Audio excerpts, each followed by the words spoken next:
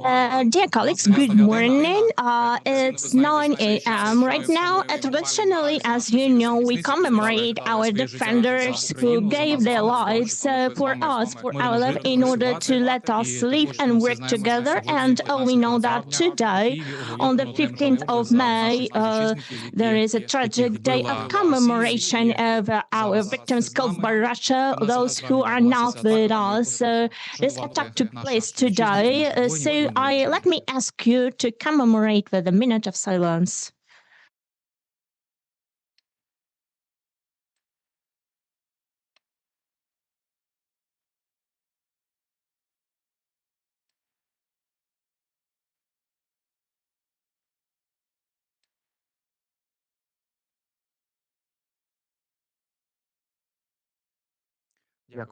Thank you so much, dear colleagues. So let us start this event. My name is Maurizio TOSCANO. I am the communication officer of Horizon Europe, National Research Foundation of Ukraine, and traditionally we make this event related to Science Day, and today today's topic is integration of Ukraine into scientific European science. We know that this is actually a part of fulfillment of the agreement with EU accession agreement, and today we're gonna gather our guests, our European partners, in order to talk over the possibilities, to speak over the possibilities in the European Union. Why is it so important? Because when we talk about the integration to European research space, we are talking about the standard and how we move toward this standard. What matters is the European experience, and in this sense, this program actually works in order to let us be a part of European family. We know that we have this full-scale big war, and unfortunately, we work in such difficult circumstances. We have blackouts and attacks, and still, the fact that we are here is the fact that it's a very important sign that we are together, we live. So thank you so much for being here, and I hope that the information that we are going to present here will be helpful to you, and you're going to find some new friendships and contacts in order to keep working for the wellness of our country. We have the simultaneous interpretation. Those who need to have the opportunity to take the headsets, we have two channels, English and Ukrainian, so please choose the language you need. These colleagues who are online, you also have this feature on the left part of the program. Please choose the appropriate channel, Ukrainian or English one.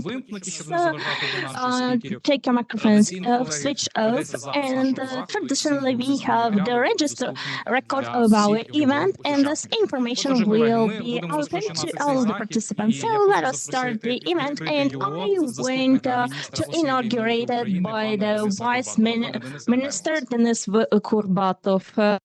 Please, the floor is yours. Good morning, dear colleagues, dear friends. I'm really pleased to stay with you here in order to inaugurate another event dedicated to the pathway of European integration in field of research before the Science Day in Ukraine, which is actually the third Saturday of May.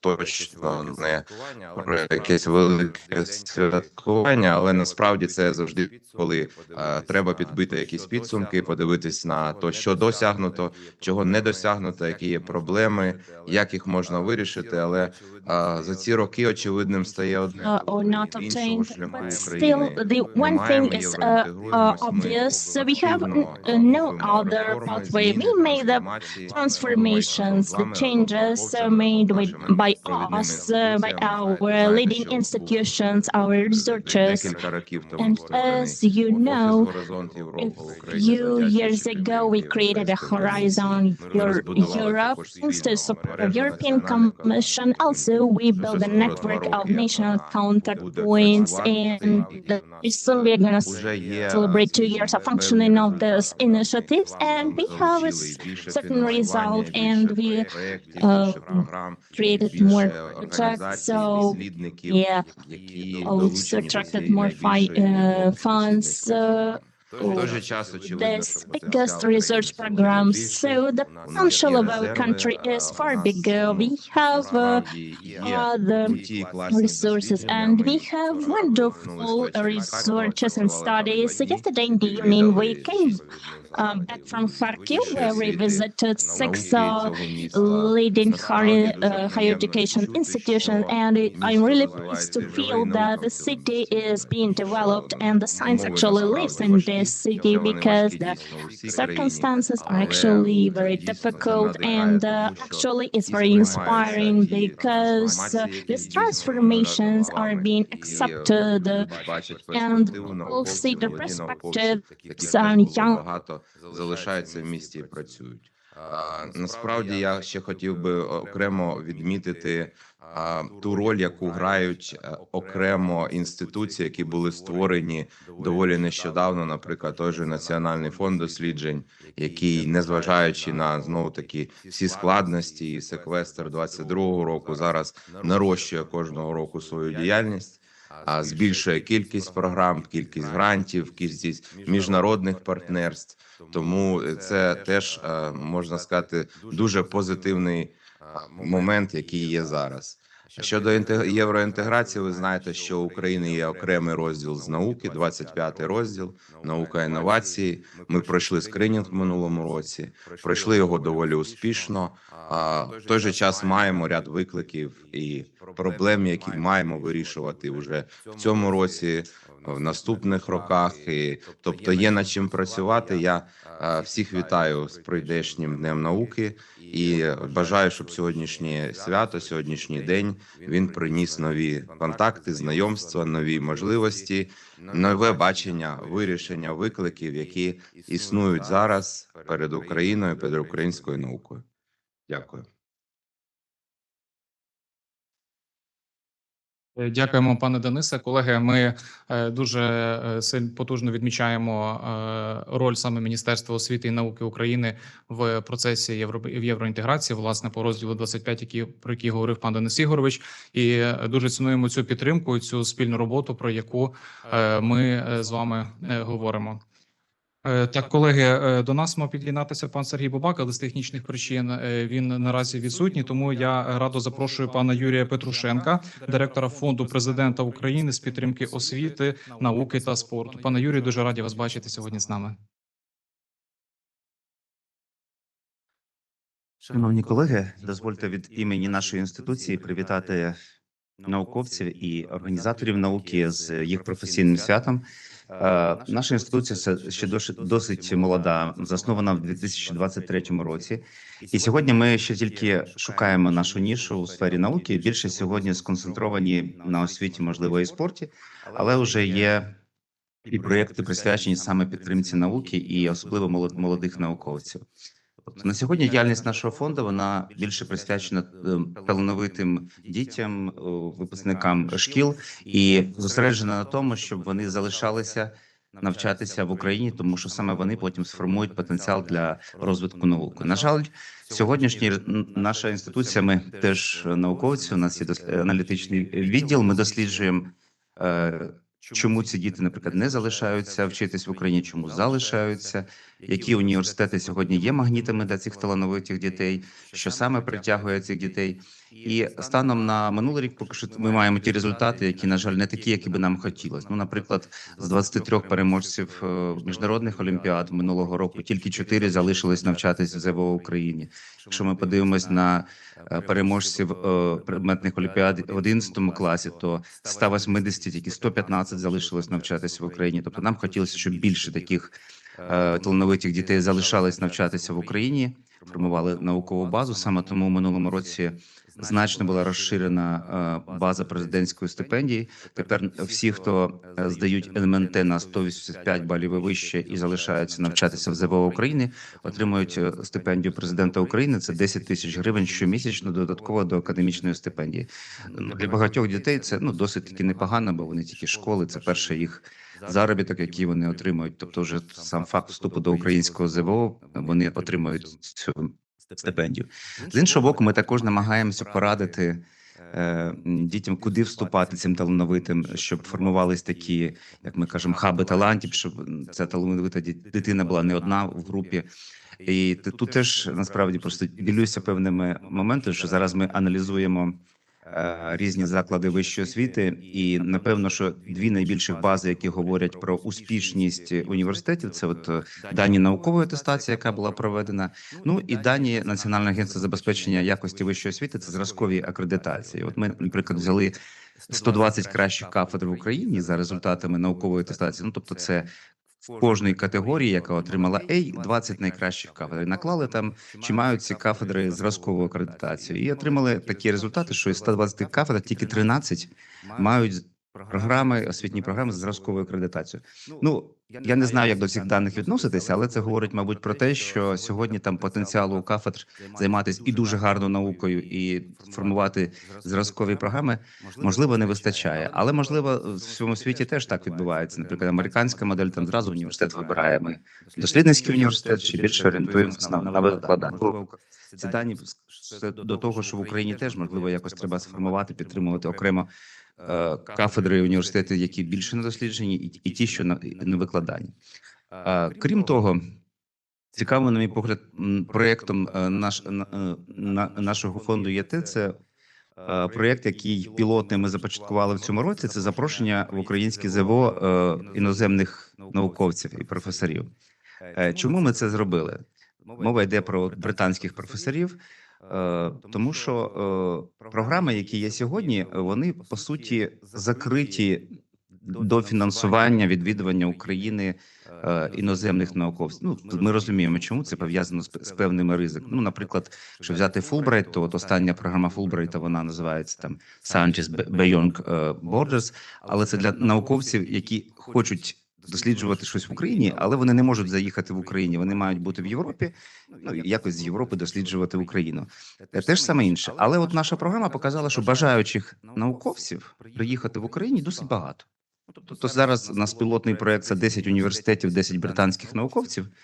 То вже Івана Франка університет приїхали, в Карпатський університет, це було з Оксфорда, Кембриджа. Самі науковці хочуть приїжджати. Тобто це теж такий знак, можливо, для інституцій європейських, що треба підтримати цей напрямок, показувати, що в Україні наукове життя продовжується, науковцям цікаво дослідження, вони приїжджають. Ну і користуючись нагодою, тобто ми і далі цікаві, наука в Україні цікава, співпраця з українськими науковцями цікава, нам є що показати. Тому я ще раз хочу всіх привітати з прийдешнім Днем науки. Дякую.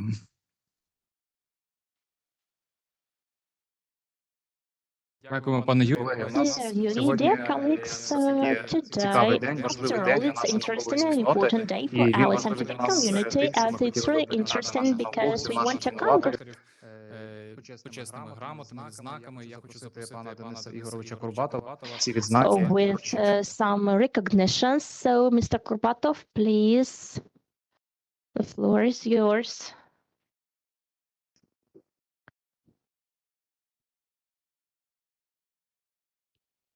Справді, я, у нас Actually, була дискусія we з had a колегами, discussion, умовно кажучи, me яким and my чином все-таки colleagues підтримувати колективи і людей, які discussing працюють, і how to таку особисту історію support. трошки розповім.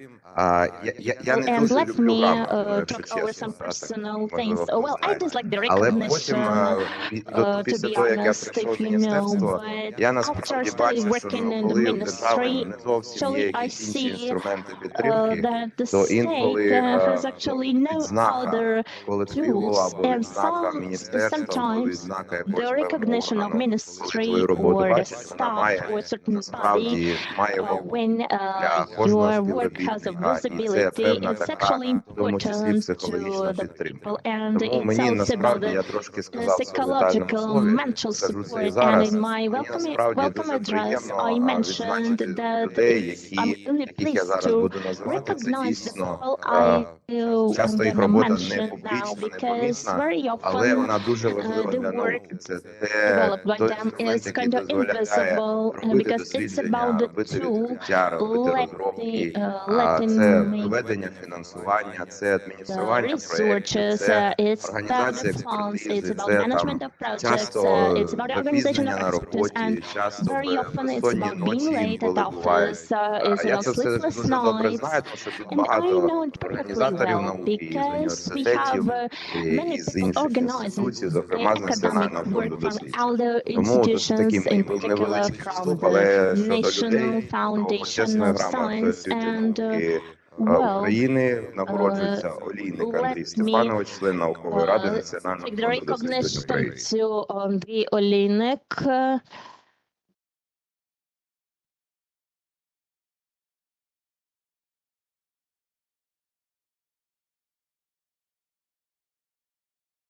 Подякую Міністерству And освіти і the науки України recognition of нагороджується Ministry of Боярська Хоменко Science to Анна Боярська Володимирівна, Хоменко голова Anna наукової Volodymyrivna, ради the секції Chief соціальних of та гуманітарних наук. Scientific Council of Humanities.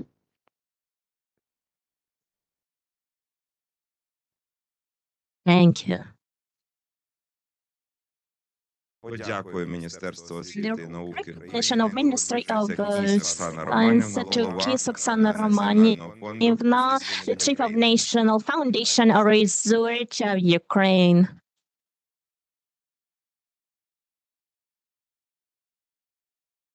Подякую Міністерству And the освіти і recognition of науки Ministry of Science to Semenov Andriy Alexandrovich, member of Boarding Council of the National Foundation of Research of Ukraine. Recognition of the Ministry of Education and Science of Ukraine to Zadevich Sergei Viktorovich, member of the Boarding Council. Подякую Міністерству освіти і науки України. Нагороджується Кулініч Андрій Володимирович, член наукової ради Національного фонду досліджень України. The Scientific Board of the Foundation. Подякую Міністерству освіти і науки України. Recognition of the Ministry of Education and Science of Ukraine to Sotnikov Andriy Gennadievich, the member of the Boarding Council of the Foundation of Research of Ukraine.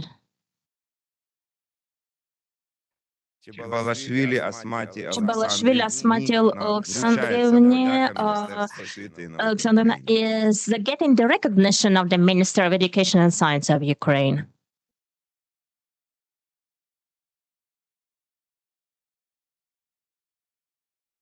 Подякую Міністерству The recognition of the Minister of Education and Science of Ukraine to Shushpanov Dmitro Georgievich, the member of the Boarding Council of National Foundation of Ukraine. We should give it afterwards. Congratulations with the Day of Science. Дякуємо, пане Денисе. Thank you so much, dear Dennis, dear colleagues. It's a pleasant moment, actually, and let me hope that we're gonna have more and more moments like that. So we're gonna move forward, and let me invite to give the floor to Oleksandra Antoniuk, the Chief of the Boarding Council of the Council of Technology and Innovations. Дякую за представлення. Дорогі колеги, Thank you, Dennis, and хочу thank you. сказати, So, давайте тоді this почнемо. presentation. Let's start with this Ну, the scientific committee. можливо, можна розглядати як Probably we структуру can науковців, consider який as a захищає representative body of інтереси. Наша scientists задача, that якщо не знаєте, defends чим the займається interests, and науковий our комітет, task is, нам if you don't know what we are doing, 10-12 normally we have 10 12 актів, які ми досліджуємо і drafts of перевіряємо regulatory на acts захист, which we start. на предмет захисту інтересів науковців. Я хочу сказати, що не And завжди we check for protection of interests of that. And I would like to say that not always the relations between the scientific committee and the state authorities are very perfect, but during this term of functions, and thanks to Dennis, really, we and the Ministry of Science, we have a very fruitful relations, and not always we have the same ideas, but these are the partnership relations, and the ministry does really a lot that the scientists got support with finances and recognition in the society. And on the other hand, myself personally, I think a lot and are very focused on the technological development of the science. Of course, it's necessary for the protection and the defense, but during the war, the humanitarian component is not less important, and we, on behalf of the scientific committee, we would like to raise this national discussion how should be supported and how social and humanitarian field should be developed. That's what influences the consciences of people, how they perceive the reality as those who will create the weapons and protect the state. So we started a number of seminars. So you see this invitation, and we invited for the Day of Science, and in 1 day there will be all-national seminar. We will talk about this issue, the culture. Is it a weapon or it is not? We invited a very important scientist from the Austrian Academy of Diplomats, and I would like to use this occasion and ask you to register for this seminar. I think it would be very, very interesting. And I would like to draw your attention as well that this Science Day as today, it's a very important phase when we look, we, all the scientists, we look at what we have done during this year. Did we do something that was not only useful for the society, but will raise the perception of the scientists? We always understand that the scientists, they're not perceived by the society as the people of the appropriate level, and that depends on us ourselves. And I would like to ask you with one more call. So the scientific committee this year announced a competition for складу половини членів наукової ради фонду. І ви всі знаєте, наскільки важливо, щоб наш фонд працював прозоро, ефективно і доброчесно. Тому, знову ж таки, я закликаю поширити серед вас і ваших колег заклик, будь ласка. In the integrative way, so I call for you, just please present your candidatures, and it's very important that people who are honest and integral will join the scientific fund, and those who like the Ukrainian sounds. So I will not go too much further. It's a very nice occasion to meet all other, and I wish to all of you a successful day and all the best. Thank you. Thank you, Oleksandra, for this presence today here and your support of the National Research Fund of Ukraine, and especially the Horizon Europe team. And we are very thankful because we really wanted to develop a better and to do something more. And you just point out always the successes of the Horizon Europe team in Ukraine, and we try to work to do our work better so that the scientific community would get new knowledge and new achievements, and the Horizon Europe team would be outstanding one. So I would like to invite the head of the National Fund of Research of Ukraine, Oksana Kiss. Please, Oksana, I'm happy to see you here. Good morning, honorable scientific community. I'm sorry, I saw so much to say and not to forget someone and to not lose something. I will read what I prepared for myself. So I'm so happy to see scientists that work in Ukraine today, and people from the government and members of parliament and people from the Fund of Support of Science, Education and Sport that keep this defense line during the war, and reliable friends of Ukraine that help Ukrainian science not only to stand but to be integrated in the European and the global research space, despite all the challenges that we have.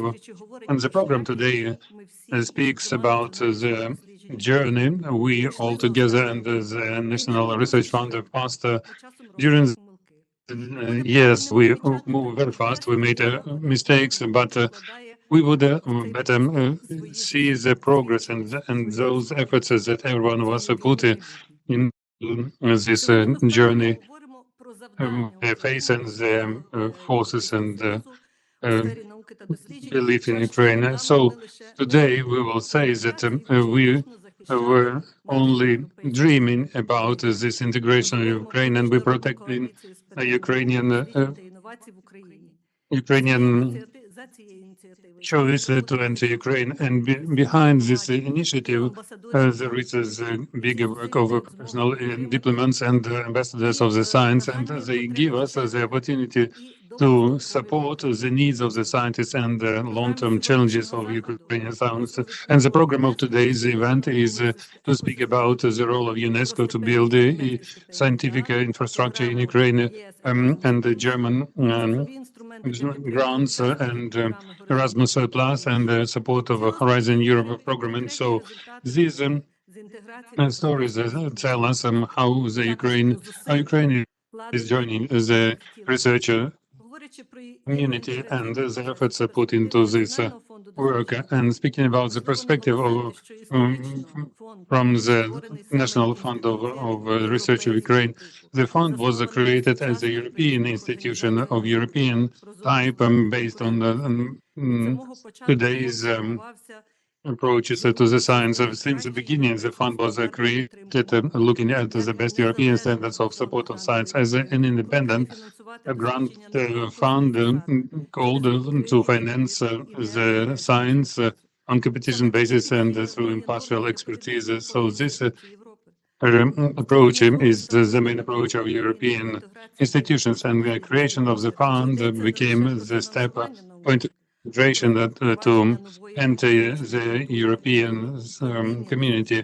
It's not only about the development of science, but the introduction of the culture of integrity, transparency, and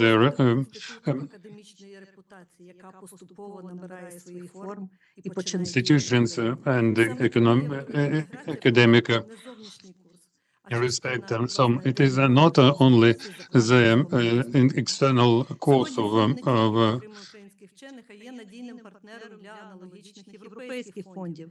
і користується довірою міжнародних консорціумів та спільних дослідницьких ініціатив. Ми реалізували низку спільних конкурсів із провідними міжнародними партнерами. We organized a number of international cooperation with Cambridge, with Swiss. Це значні суми. І вони відкрили нові можливості для українських вчених. Сьогодні ми також працюємо над запуском спільного конкурсу з німецьким дослідницьким фондом DFG, провідною організацією common competition with the German fund, and this opens the new opportunities for Ukrainian researchers, and it's a major step for full-scale participation of Ukrainian European scientific space. So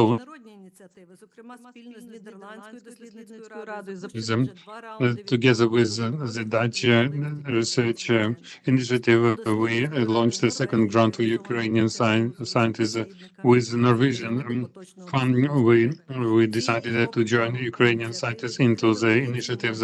These initiatives opened the opportunity for Ukrainian scientists to enter international teams. It's a new experience and new contacts, and separate to mention important multifaceted initiatives with its partner countries and a lot of organizations. So one of the remarkable achievements is Science Europe participation. It's not only recognition of the partner as a partner, but the support of the Ukrainian scientists by the leading scientific institutions of Europe. So this is solidarity and inclusion into the European network created opportunity to do a lot of participation in lots of international partnership projects. Also, the fund is open for Ukraine. Look and others. I am sure you heard about these initiatives. Today they are actively implemented, and they show very good dynamics and participation in European participation. So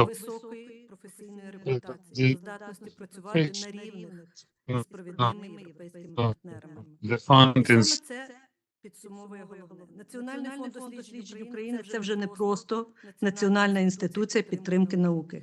Це повноцінний і визнаний партнер європейської наукової спільноти, з яким разом формують full-scale partner of European scientific community that creates the European space in Europe.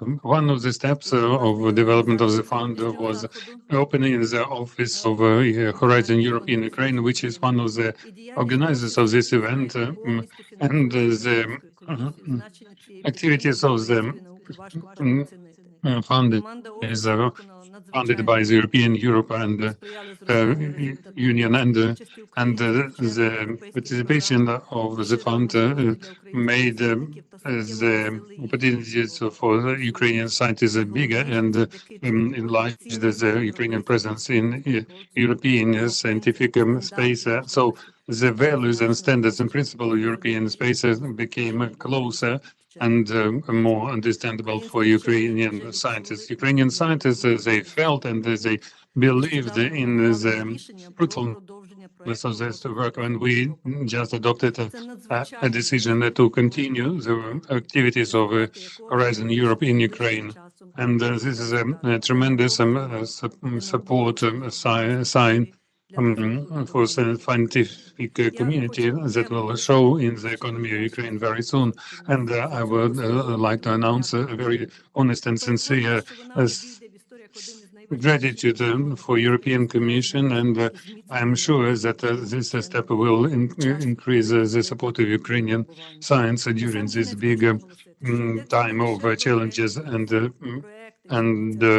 tests. And so these are not only just separate cases, but we speak about a lot of other challenges that are born during the creation of new senses when we create a new culture and new standards of openness and honesty and trust and scientific solidarity and this courage to take the responsibility to be the pioneer, to define our own future ourselves. I'm happy to see in this room these leaders devoted to the science, and I am sincerely congratulated on the Science Day of Ukraine that we will celebrate tomorrow. Let the force of Ukrainian science, our scientific potential, and our devotion to this common case will work for Ukrainian science as a part of European scientific space and community. Thank you very much, and congratulations to all. Thank you, Oksana, very much, and it's so nice to hear this high estimation of our activities and our common work with the Horizon Europe team in Ukraine. I'm happy that you share this solution with us. And I would like to invite Mr. Yehor, expert on political issues in the field of science and innovations of EU representation in Ukraine. Thank you, Dennis, and hello to all. Traditionally, on behalf of European delegation, I would like to express the most sincere signs of happiness about the future of Ukraine. This day will have a huge importance for Ukrainian states because the Ukrainian science passes unprecedented tests and proofs, and at the same time it passes through transformation.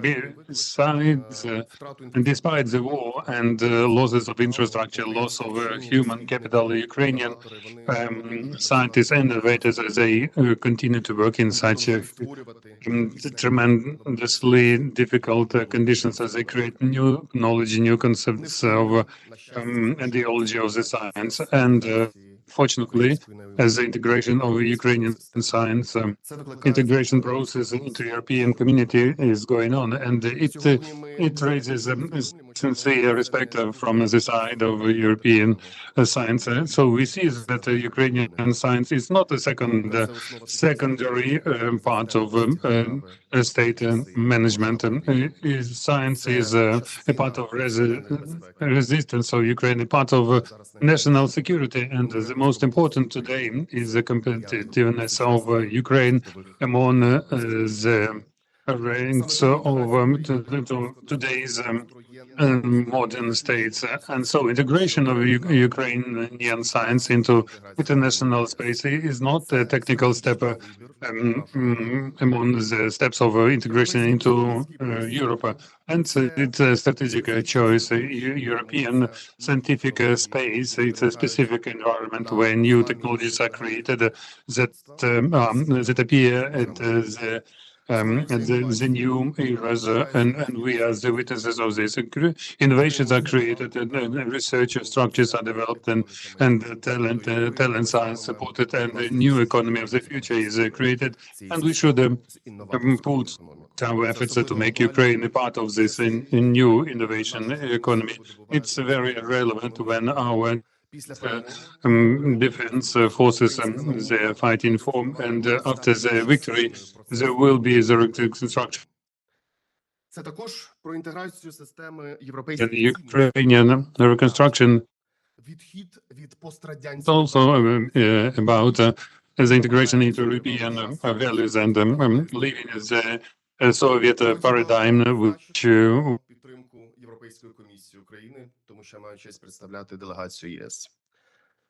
trying to jump out of 55 big and powerful partner of Ukraine, and despite the political relevance and works over transatlantic partners, but the European Union is a bigger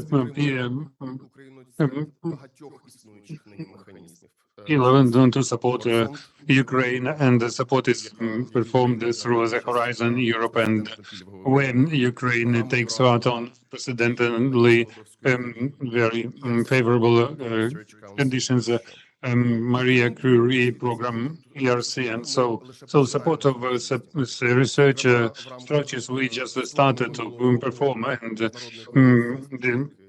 namely through the coalition created last year on innovation in the science, and I am sure that our friends will be spoken about our friends today. It's very important because our task is to do that Ukrainian science did not leave the ride of the attention of Ukrainian state and government of Ukraine.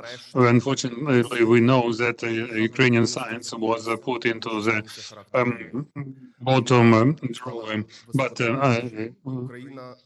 fortunately, this approach changes today because the war became very technological, and Ukraine has the capacity to react immediately to the unprecedented challenges of our state. We should honestly tell each other that despite all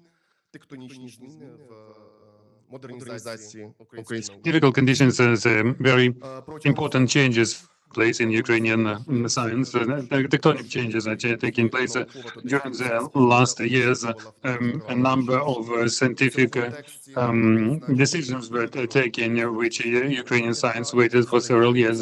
So we should point out great fruitful work of Minister of Science and Education and International and Educational Committee of Verkhovna Rada, and Mr. Babakov unfortunately could not be present, but I know that due to very close interaction with the parliament, this movement is taking place sometimes despite the barriers. But we understand that it's a part of integration between Ukraine and EU. We are going to provide our conclusion in the autumn in terms of a topic of a reform to be needed, and I'm pleased to announce that there are no serious discussions in terms of chapter number 25. I think that this field is covered and it's seen highly positively, and this changes, in particular thanks to your constant job, are highly appreciated by authorities. It's important to say that in this process mentioned by my colleagues and by me, we have systemic interaction with key state institutions. It's important because from the start of my work in Kyiv, I noticed that sometimes different institutions telling about one objective use different languages, even though we have a common language, Ukrainian, and we try to fight against these differences.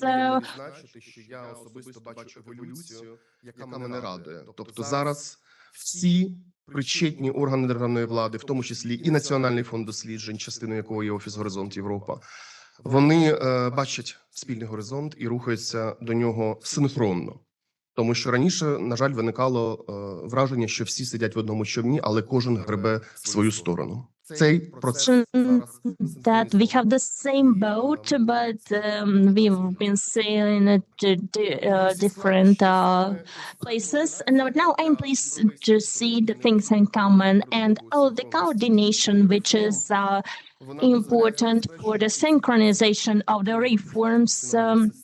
Let's give this progress and develop the international cooperation, which is important. Now, Ukraine is one of the priorities, not only in European Union. We have the unique chance, and our task is not to lose this unique chance. National Foundation of Researchers, which today plays a very important role, and also hosting the Europe Horizon is a partnership institution with Ola Bolotka and other. They are the basis of these reforms I mentioned. I know every one of my colleagues. I never to take the opportunity to give thanks to Igor, to your team, for your unstoppable work, for the work which is truly inspiring abroad. And I'm pleased to say that today's event is one of those girls I was pleased to see, and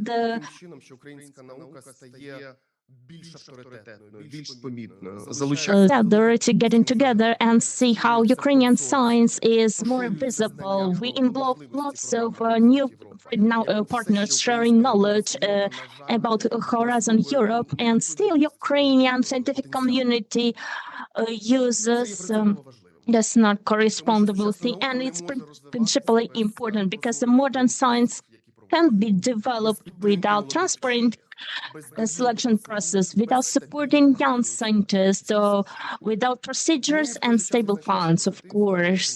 And we also underline that, let's be honest, that we have some concerning moments and challenges too.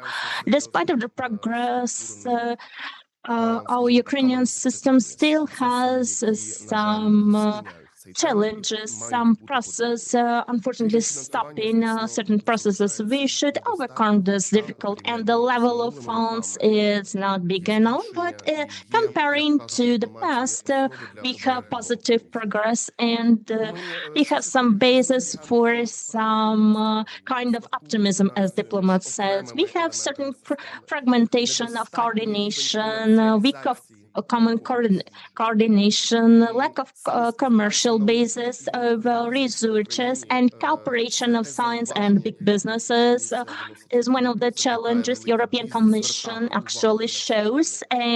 Also asking big businesses to pay attention to the science, not only to reinforce Ukraine, but also to provide resources where the research is important for Ukraine. And also another challenge is the question of human resources. We fight it. Horizon Europe program is one of the programs saving the intellectual potential of Ukraine inside the country. After all, we should create the circumstances and situation when the researchers are not meant to leave the country in order to let the Ukrainian projects, the mapping and certain elements being abroad, after all, to make them be made in Ukraine, letting Ukraine be an innovative country. Also, it's important to see that reforms are not only on level of paper, of legislation, and true results are defined by the quality of implementation. And these are all one of the key indicators for us. And it's going to be the most important indicator of the activity of the reforms, the action. And despite all of the difficulties, I'm optimist, and I call you to see the situation of our research and innovation sphere, to be optimist in terms of that, and to be grateful to the people who make this everyday contribution in order to let the science live and grow, which is important, the most important, because Ukraine today has the things which are difficult to create fastly. We have a powerful and strong scientific school, human resources, and talented youth, and the unique experience and power of resilience, which is inspiring in the European Union. And I'm sure that the science and innovations will be one of the powers of Ukrainian Renaissance after the conclusion of the war. It's gonna define our energy, our digital country, our science, and our role as a scientific component within Europe. And Ukraine proof that we are a comprehensive partner, not only the receptor in the dialogues you participate in. It's about the knowledge. It's about innovative ideas which without Ukraine couldn't exist on the map of science. So integration of Ukraine, it's not only about the future, it's about the future of Ukraine as a modern, strong, and innovative countries. So, dear friends, in the Science Day we're going to celebrate tomorrow, I want to give thanks and humbly affirm gratitude for your unstoppable work. I want you to have this limitless, endless energy for the work you perform, not only according to your duty. Thank you so much. Thank you, dear Igor, for your words and for highly evaluating our job. We are truly motivated by it. And in all the events, I always stress that, as you know, we conduct many trainings and information and awareness events in different regions. And Igor always tries to be with the team of Horizon Europe in Ukraine during all of these events, supporting us physically, or if it's impossible, is online. And on the 28th, 29th, we had such an event in Poltava with many stakeholders, and I saw that Igor was asked and he was communicated with different people, and it's about the communication you provide in situ, as I say, is very important for the European Commission in order to understand the needs of our researchers. And I'm really pleased by this cooperation for the accumulation of this knowledge and information in our scientific community. Thank you so much. Dear colleagues, I want to invite the Chief of Horizon Europe project and let him tell a brief story of our project, how we work. Dear Yehor, good morning. The floor is yours. Thank you so much. Good morning, dear innovators, dear researchers, representatives of the commercial sector. So let me share some insights and story about our work, because your speeches truly impart us. We are really grateful. We are grateful to the National Research Foundation for the efforts during the call for the project. At the very beginning of 2022, in order to let this infrastructure object functioning 1 year later in 2023, when we heard the attack, the train came lately and all of the people were running in order to take the flight, because in Brussels the destiny of our office was decided. If after all we are gonna have such an object of infrastructure of researchers functioning in Brussels and European Union and associated countries for much time, and when signatories mentioned that the European Commission is highly decisive in terms of cooperation and support of the researchers, considering the challenges we have in our science and innovation and technologies, we were truly happy. Why? Because Dennis already mentioned about a foundation when the selection process was impossible because the funds were lost, and also we had the sequestration of the state budget, and the ministry was forced to stop financing the new selection process because all the funds were destined to the military sector in order to let our nation live and be independent, and to let our state be democratic and powerful, and to be part of European family as soon as possible. And now let me come back to this history of participation of Ukraine in such programs. As you can see, we started working in NICE quite a lot of time ago. But still, the successes were achieved within the framework of Horizon Europe, within the framework of EIGHT project. And now, let me share the achievements of 9th framework program with the perspective to the 10th one. And we are impressed by the fact that the funds of the program are quite different, and the European Commission, understanding that the science and innovations are the driver of development of every community, and this powerful mechanism building the wellness of the country and nation.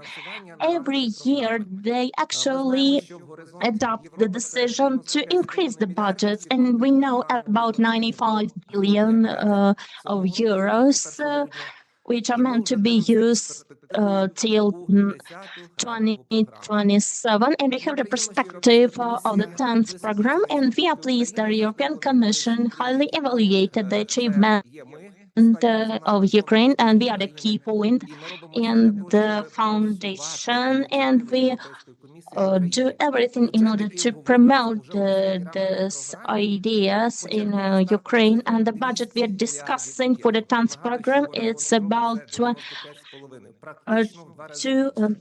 200 billions of euro, but the European Commission is talking about the efficient usage of the budgets. Probably we will be limited by 175 billion and start working with some reserve money, for instance, in order to work with other stakeholders, saving the basic fields functioning within the program, Horizon Europe. All the things are important, but the European Commission never forgot about the powerful support of Ukraine, and we can see it in our work programs and separate rules and selection processes, where certain amounts are destined exclusively for Ukrainian bodies, and also it's foreseen that the participation of certain objectives is important, and we say that certain funds should be used only for Ukraine research and innovation sphere. And we always say that there are priorities defined by the European Commission, and these priorities are defined, and we try to use all of our digital tools, our pages, the mailing, our social media, in order to disseminate this information. And also we try to be everywhere with all the people coming to our events. We send the video records, the invitations, in order to let the rules be clear, and all of our study trips always bring something new, always amplifying our horizon. And Oksana mentioned the cooperation with other scientific funds and boards. We are grateful to our Spanish colleagues, which after the meeting of the coordination of national network today wanted to share their insights in terms of digital tools we still do not use here in Ukraine, and its potential partner, the foundation of our scientific community, in order to let us talk in the future about the general selection process. We talk about synergy, which is highly appreciated by the European Commission, and I'm really pleased that we have Oksana SHYTIKOVA, Irina Zaglinska.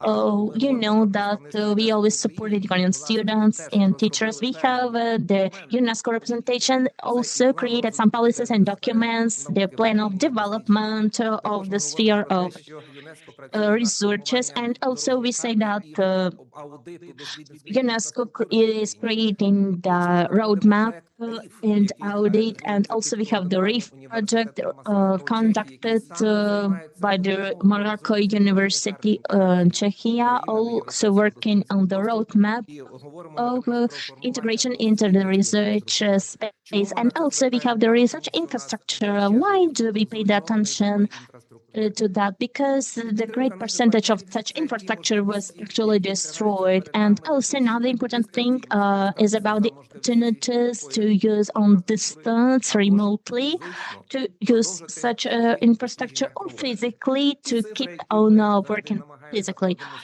These are the figures we always try to show and to be happy altogether. These are the results of participation of Ukraine in Horizon Europe. As per yesterday, we tried to update our data in order to see the progress, the dynamic character according to the results of our monitoring. And we are already happy with our researchers, scientists, our small businesses, our institutions, the private sector, because we overcome, we improved. Of course, we've been talking about 48 millions, and now we're talking about 64 millions, and it's not over. We have program working in such a way. We have the proposals proposed by the scientists, and these proposals are being evaluated, and we hope that according to the results of these proposals, the number of the application will be growing in from year to year. And when we see the figures, it's about the proposals, about the grants being signed. One of the indicators is always motivating more. It's about the percentage of the application. It's lower, but we always see the opportunities where we are stronger or weaker in terms of the Horizon Europe program. And thanks to these indicators, the European Commission is implementing the new project supporting Ukrainian scientists. It's about the camp dedicated to the preparation of the proposals. We tested this project twice, and we hope that you observe our informational resources, and we open the registration process for the those who are from the countries of Eastern Partnership. If you want the consultations about the errors, about the consultations you may need to improve your application, and how to make your application be the most competitive possible. And this percentage after such courses, such classes, this percentage is being improved, and we understand that the Ukrainian institutions are a big concurrent in terms of funds within the framework of this program. And the first figures in terms of the proposals meeting the criteria of acceptability. If we see the blue figures and the orange figures are showing the proposals meeting all of the criteria. It's about more than a half. It means that we can prepare the application. The application are meeting the criteria of quality. And I want you to pay attention that thanks to you, the first chapter of the part B in terms of excellence is always on the high quality when prepared by Ukrainians, and we are highly evaluated de facto. It means that our scientific school is very powerful. The program shows us the information of what we signed and how much money we received. So we see the positive dynamics actually until 2025. And why? Because there were no working programs, no competitions were not. Ми абсолютно впевнені, тому що ми дивимося по динаміці, скільки заявок подають українці, в які вони намагаються потрапити кластери з цими пропозиціями, в які напрями програми, і де ми ще не дуже потужно і сильно виглядаємо. Але є ще один показник. Нас завжди по цьому показнику Європейська комісія відмічає позитивно. Це Commission points out about this. This is the coordination of the. Чи це просто, чи це не просто? Про виклики. Коли всі ми подаємо проектні пропозиції, відповідно, виграємо їх і стаємо координаторами. When we submit our applications and when we become the coordinators, one of the questions when the people from the European Commission ask. Національний банк України clients will pay money for the programs, and Yes, we will not have the barriers. This money will be paid without any problems. And next point, when the European Commission is checking if the coordinator of the project is on the Уже перший транш надходить координатору.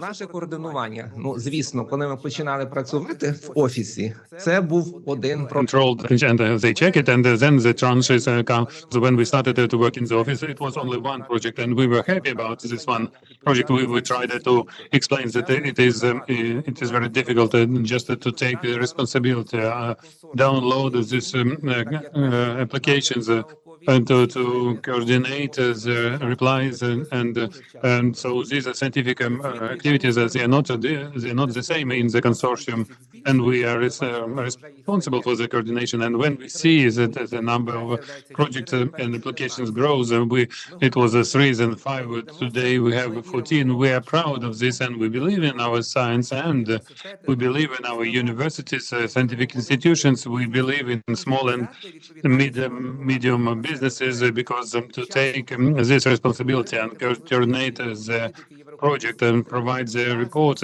on time to get the replies from European Union and provide the replies of feedback. It worth a lot, and so we provide the reports, and the fund is our fund is the mono beneficiary, and we are the coordinator from the European Commission. And please believe us that we provide a report after report, and every report that should be published. And if you didn't see on our website, we have an onglet which is reports and balances, and every reports are placed there. You will see lots of useful information when we compare this practice of different offices and the networks of contact points in the countries. You will see how much achievements we had during these 20 years, and how much we wanted to achieve in this shorter time. So it's not so easy to coordinate. It's the role of coordinator is not easy to acquire. So if you try to be as an associated partner, for example, as a fund and as a beneficiary, as a fund as well. But we as a coordinator, we as a key focal point, a national focal point in Ukraine. And step by step, we can achieve this level of coordination. Also, we can show you the statistics and the number of proposals supplied within the clusters, but it comes away from second pillar of the program. 6 clusters. Of course, the biggest number of applications, it's logic, and the reserve that we wanted to use, and it was said today, the European Council, the grants, powerful grants for the scientists, for young researchers, and those who defended as doctor of philosophy.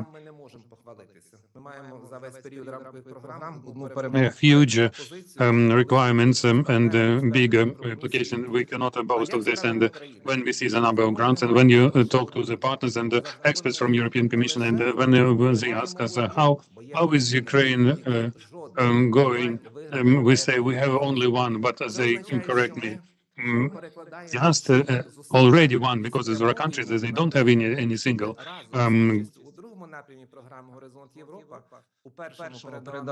That's why we wanted to focus our efforts that in the second phase of development of Horizon Europe, Ukraine would be capable to get the grants from European competition grant. One of the components is European Defense Fund. It's a top 10 topic. So our developments are very high valued by European committee, and we are not associated partner. We have no access to European Defense Fund, so we work on this, and we expect that this decision will appear. We will be fully associated, but in the Horizon Europe program, we don't pay subscription payments, and it was supported by our European commissioners, and we have very big preferences. We don't pay fees, but we take part in all open competitions. And this is the statistics by pillars. You see the way we have more finances and more competitions, but we cannot deny that we have from the European Competition Council, we have less. The approach is different. So we are among the very weak innovators as among other European countries. But during the war, we were developed into level innovators, but it was before the war, and this program of Horizon Europe is worth attention. So among the other projects which were by the Ukrainians in the clusters taken for the implementation, this number, which comes from 238 grant agreements. So we see the more competitions in clusters, the more we have projects. But in the first pillar, I will come more because it's the main science. So the project of the Skłodowska-Curie program. So yesterday we supplied the application in Latvian University and Norwegian University together with them, and we look at this with big hope because there is MSA for Ukraine instrument, which is about only for Ukrainian scientists. Good competitions were announced. The European Commission was checking these applications very thoroughly, and unfortunately, not a single winner for MSA Ukraine were selected because all these proposals were not taken into account by all applicants. We applied within the consortiums, but they were submitted by the Irish universities, and we hope that we will apply again with advocacy of a European delegation in Ukraine with support of Mr. Igor PYVOVAROV just to keep some opportunities for Ukraine. Also, we can share the information that started in 2025 in all clusters of Horizon Europe, in all components. Ukraine is represented except the European Defense Fund, and we also don't speak European Research Council, but we don't show the statistics on complementary program, Euratom program. So we have another point, which is also supported by European Commission for many times. It means that the European Commission sees a huge potential in Ukraine in researchers. So these are the figures that surprise the European Commission. We are very quiet about this because we are all day to day with you. We try to share this information and the numbers that inspire our partners. As you know, the fund of our project successfully implemented and draw the attention of European Commission to create the office in another associated countries, Moldova, Horizon Europe office, and together with Moldovan partners, we cooperate. We try to share the experience, and they have the questions to us. How can we attract the attention of the Commission? So it's thanks to you, because we have communication experts too. Them that monitor the pages and they try to find the information, and we look who are the readers. They are interested about us. So if we see the interested readers, we try to send a mail mails with a letter of presentation to these readers. And so because we understand that such presentations are financed by the ministry, and it's very important because to find the money for as a professor, no academician, no member correspondent would have this time to read all the working programs to translate them from English into Ukrainian and find relevant competitions. So this is the problem that we don't have everywhere in all high educational institutions. Who do it professionally. We try to do this work ourselves, and we saw that our Facebook page has more than 2.5 million views. So when we tried to communicate with the European office, we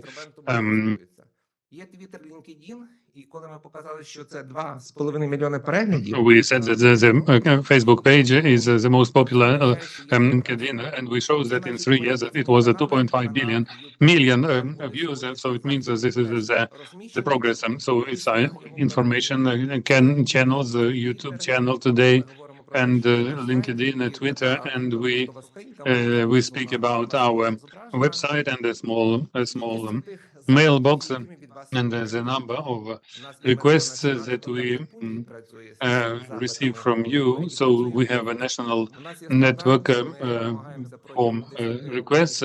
We have a standard. We try to answer in 10 days, to reply in a quality way, based on working program and competitions.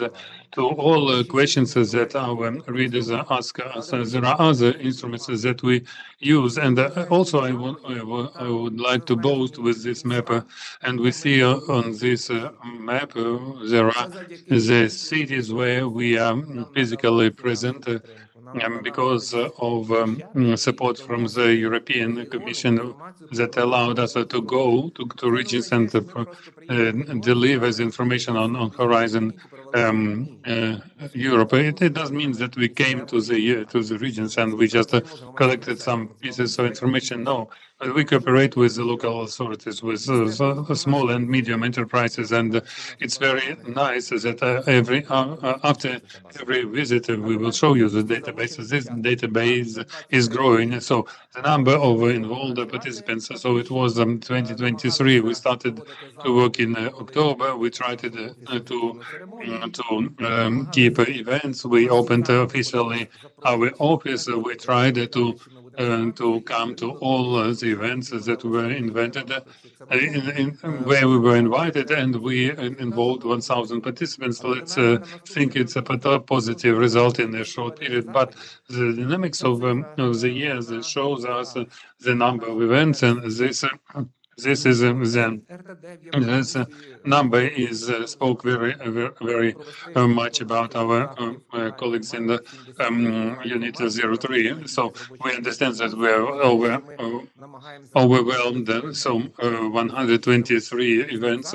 So it means that we try to participate in several events every day, just to explain to medical institutions. First cluster, we show the competitions, the achievements. We involve the network supported by the ministry and financed by the ministry. In 2025, we have the same number of events, and offline and online. And in 2026, and we see already that with the event online, we have already the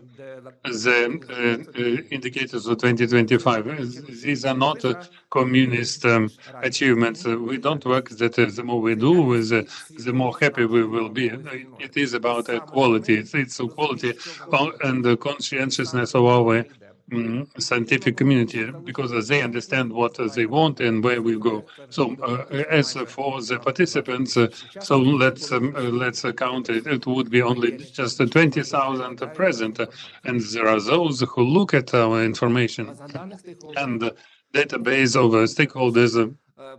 Sorry, we can speak a lot about this, and it was about 3,000, but now today it is 5,500. So just you can imagine. So we have the list of people and contact persons, what they do, what they're interested in, and how to communicate with them. So how we communicate with Erasmus Plus, and today we have representatives. Today we work with national coordinators and Oksana and the national coordinator. I see Mrs. Elena and IT Hub and the European Defense Innovation Office and a lot of others. So this map covers all the territory of Ukraine and European countries. So I see the slide on the TV on me. The slide changed. It's about technical services. So these are the requests. So it shows us that we are not the bureaucratized system in our scientific network. But it means that we divide the requests by typology and by the activities. So this number grows, and it means that our network of focal points, contact points in Ukraine started to work actively. So this network was created in 2024. All these duties we performed in Ukraine just to support the participants in Ukraine. So this is a traditional diagram where are the most difficult issues. So the competition makes me go to this diagram. So what are the most popular competitions? So the office has several services online, offline, and by phone consultations. Very targeted seminars, events for sharing information for those who want to know more. And of course, if people want to ask us, and they say that we provided this application to Horizon Europe, and we received, unfortunately, less than passing grade. We needed to communicate and consult. So we just wanted to consult always. So if you have an entrance idea, we want to find a new partner in the tender portal. And how to upload the information on the portal in order to be understandable and clear to the partners. So we provided additional instruments, tools in the form of the research of the partners. You may fill the form and upload it on the website in order to look for and find the partners. And also there are other services you may get for free. And let me stress that we work thanks to the funds of the European Commission, and all the resources deliberated for our work are the most efficiently used. And you can see we are talking about the seminars and trainings, about the understanding how to be partners and build the partnerships with others, as our scientists say, and how to prepare the proposal. And especially we have the questions in terms of the formulation of the budget, and we conducted specialized events dedicated to budget, and we have a huge blog dedicated to this aspect. And also we are talking about the informational documents because we have the milestones and deliverables and packages, KPI to be performed in order to get the funds properly, because you understand that the European Commission delivers the funds for certain objectives and not for the projects to be forgotten.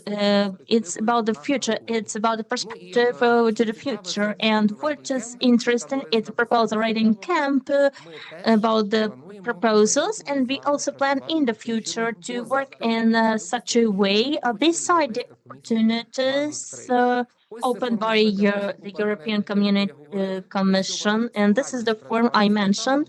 And if you have any problems in terms of the work on the portal, please use our resources, fill the form, upload it in order to be visible. And also pay attention that periodically we have the application from the partnering offices, and we upload the information about the consortium and the selection process. And this information can be also very important to you. And traditionally, in order to conclude, we always show our contact information. We want you to get closer to our community, to look and find more possibilities using our communication channels. We have the QR codes, and today, when you receive the brand products with all of the disclaimers of the European Commission, you have the flyer with QR codes, and with this link you may see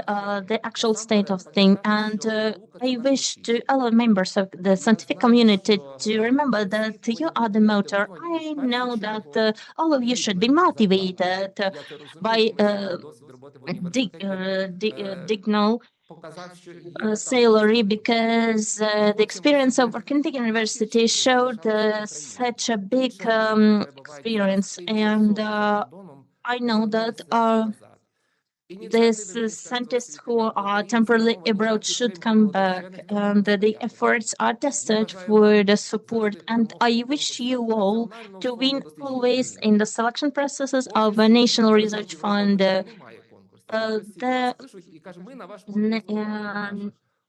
Horizon Europe has no selection process. Sometimes we receive messages like that, and the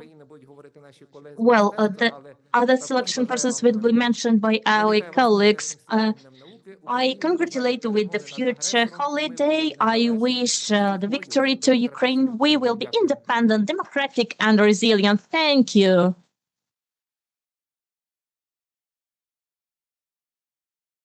Дякуємо, пане Ігорю. Thank you. Колеги, я також хочу насправді з великою приємністю запросити наших, я не побоюсь цього слова, партнерів, колег, великих друзів з Європейської комісії, які особливо підтримують нашу сферу досліджень та інновацій, які завжди з нами на зв'язку, які дають поради, які надають велику підтримку. Зокрема, це пан Фредерік Сондергард, спеціаліст з питань політики відділу міжнародного співробітництва Україна-Туреччина. Policy of Ukraine-Turkey Association, Directorate. It's a great pleasure for me to invite Mr. Frederik Sondergaard with a welcoming speech. Mr. Frederik, good afternoon. Can you hear us? Good morning. Can you hear me? Yes, yes. The floor is yours. Welcome. Thank you very much. And good morning to everyone on this special occasion today. I would like to start, as we usually do, with reconfirming on the European Commission side our unwavering support for Ukraine in face of Russia's full-scale war of aggression, and to remind you that this is an expression of solidarity that goes out also to the researchers and innovators in Ukraine. And this is partly because researchers and innovators are important for Ukraine's future. You can offer novel solutions to the challenges that Ukraine faces today, also exacerbated by Russia's full-scale war of aggression. You can help drive European integration, adopt legislation into Ukrainian legislation, and offer solutions also to better align with the EU acquis. You can drive economic growth and competitiveness, which are key priorities for the European Union today as well. And you can foster a long and prosperous democracy and strong institutions, which is, of course, a common interest for both of us as well. And as this is our common interests, we also consider Ukrainian researchers part of the future European innovation ecosystems, and namely the topic of today's event, also the European research area. And Ukraine really has a role to play in both these areas. And we can see this, we can see the potential that Ukraine has. Right now, we have at least 269 grants signed by Ukrainian partners, and you're approaching 7 million of grants one under Horizon Europe, which remains an extremely competitive program. And this is driven by Ukrainians themselves under extremely difficult circumstances, and it is part of opening the eyes of European partners for the potential in working together more with Ukrainian partners. And this is why we're also focusing on helping to integrate you into the European research area. One of these measures is, of course, the Horizon Europe office, which is not only supposed to support Ukrainian participating in Horizon Europe, but also with the wider integration into the European research area. We support the Ministry of Education and Science as well in aligning its policies more with the expectations on the European side. And then we offer projects as well to align better with the principles enshrined in the European research area. And the European research area brings things to Ukraine as well. It offers a common framework to understand and work together with other researchers, opening possibilities for international collaboration and mobility. It offers greater access to research infrastructures in the EU and collaboration around these research infrastructures. It offers alignment around impactful funding models that allow Ukraine and the EU to fund its future. It embodies open science, which can bring science to the larger society and make science even more impactful than it already is. And for these reasons, I would also like to congratulate here in this format the Ministry on adopting the European Research Area Roadmap, an important document which can bring Ukraine into the EU faster. It demonstrates alignment on both our sides, and we will continue to support Ukraine via the Horizon Europe office, dedicated support under Horizon Europe. In 26-27, we have offered 50 million euro of dedicated actions under Horizon Europe for collaborative research with Ukrainians. That is totaling the total amount of support under Horizon Europe to 200 million. And then, of course, which I will give a presentation on later today, we will work under the International Coalition for Science, Research and Innovation to make research and innovation a key pillar of Ukraine's recovery by bringing international partners together, open up the black box that might sometimes be Ukraine for many European partners, allow them to more effectively coordinate and mobilize their own efforts to support Ukraine, and then ultimately advocate for science and research as a key pillar of Ukraine's recovery. Thank you very much. You will hear more from me later today. For now, that's where I will leave you. Mr. Frederik, many thanks for joining us. We greatly appreciate your support, your assistance of our team. Many thanks. Колеги, я також хочу запросити до вітального слова пані Лідію Борель-Даміан, генеральну директорку Science Europe. Це також великий наш друг, велика підтримка для Національного фонду досліджень України, тому що ми завжди спілкуємося, ми проводимо спільні заходи, ми відчуваємо цю підтримку. Вона для нас всіх дуже важлива, і ми з радістю вітаємо пані Борель-Даміан. We are honored to have our trusted partner and friend in this way with us today. Dear Lidia Borell-Damian, Secretary General of Science Europe, good afternoon. Can you hear us? Yes, I can hear you very well. Yes, can you hear please, me? The floor is yours. Thank you. Thank you very much. I am honored to be once again participating in this event on Science Day for Ukraine.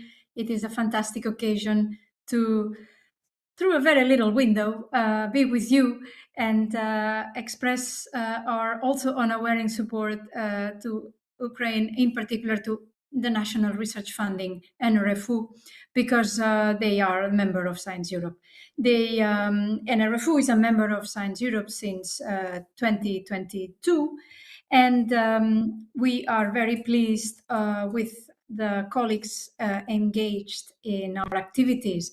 We have a number of activities for those that may not be familiar with Science Europe. This is a pan-European organization of national research funding and research performing organizations. So the NRFUs of Europe, and the large institutes of national institutes of Europe are part of that network. And we debate research policy issues mostly based on the practice and worries and concerns of our members, namely research infrastructures, research careers, integrity, academic freedom, access to publications and data. So we have this overarching view of the kind of collection of policies that play a role in research without going into any specific subject. So we do not address medicine or chemistry or social sciences and humanities. It's always, we do address them all, in fact, because we address the background conditions that should be there underpinning a good research ecosystem for Europe. So we have 6 working groups in Science Europe, one on international relations with Olga Polotska, unfortunately absent today, is part of. We have a working group on Horizon Europe, precisely, where Olga Polotska together with Igor Taranov are members as well. We have a working group on open science, where there are 3 colleagues of NRFU involving Sergei Glotov, Andriy Kurnestov, and Tetiana Matsulina, and I'm really sorry if I don't pronounce the names very correctly. We have a working group on research culture, where we have Anna Boyarska-Komenko, a working group on communications, when we have Alexander Bili and Tetiana Matsulina. So the engagement of NRFU in the working groups of Science Europe is fantastic, because the working groups are providing the flesh and the knowledge based on which we publish publications or guidelines, etc. And how we use these guidelines or positions and publications, well, first and foremost, are for our members so that they can learn from each other and they can see what measures are implemented in other countries. But also importantly, we are advocates for these policies in the European Commission, the European Parliament, and the European Council. So whenever we can, we always advocate for the inclusion of Ukraine in the European research area. For us, they are always there because, as you can see, the engagement in the different working groups is fantastic from NRFU. So for us, they are already in ERA. It's not about the integration. For us, they are integrated in ERA. Everything we do reflects their input as if any other member. Now, of course, we do have a special actions for Ukraine, because we want to contribute to the rebuilding and building of the future of research in Ukraine. Throughout the year, we organize always activities with NRFU, either they propose it or either we propose it. And recently, starting September last year, we have initiated a series of what we call webinars, NRFU Science Europe webinars, where NRFU proposes a topic. And in fact, we have a big list of nice topics to discuss with the members of Science Europe. And these are public events, and we disseminate these events widely. We started in September with precisely conditions for rebuilding of systems that have been damaged in situations of military conflicts. We continued in November to discuss open science, also in February, and now we are going to have one in June on academic, not on academic freedom, on research assessment. There is others planned for the rest of the year. And I have to say that these are very important occasions for dialogue, because the issues at stake, of course, I hope they help Ukraine, but also help the Science Europe members. So this is a very good occasion to debate important topics that are in our pipeline of actions. And as you know very well, and our colleague Frederik has mentioned, we are now at the dawn of the new framework program where we are to set the guidelines, the policies, the legislation for the next few years. So it is very important that we all stay united, that we advocate for science, and that we make the best out of our knowledge, and that's what we try to do in Science Europe. Moreover, in Science Europe this year, we are planning for a new strategy plan, because the strategy plan we have currently spans from 2021 to 2026. So it ends December this year. So we are already drafting a new strategy plan that will start in January 2027 until 2032. And here, of course, NRFU again is an actor as any others in the community, but also paying attention to the special circumstances and paying attention to what it is needed for them. So we are ready to continue our engagement with NRFU. Next week, today, in 2 hours, I'm leaving for Bangkok to participate in the Global Research Council annual meeting that is taking place in Bangkok. Olga had to come with us. Unfortunately, she had to cancel last minute, so we will miss her greatly, but I think she will be able to connect online.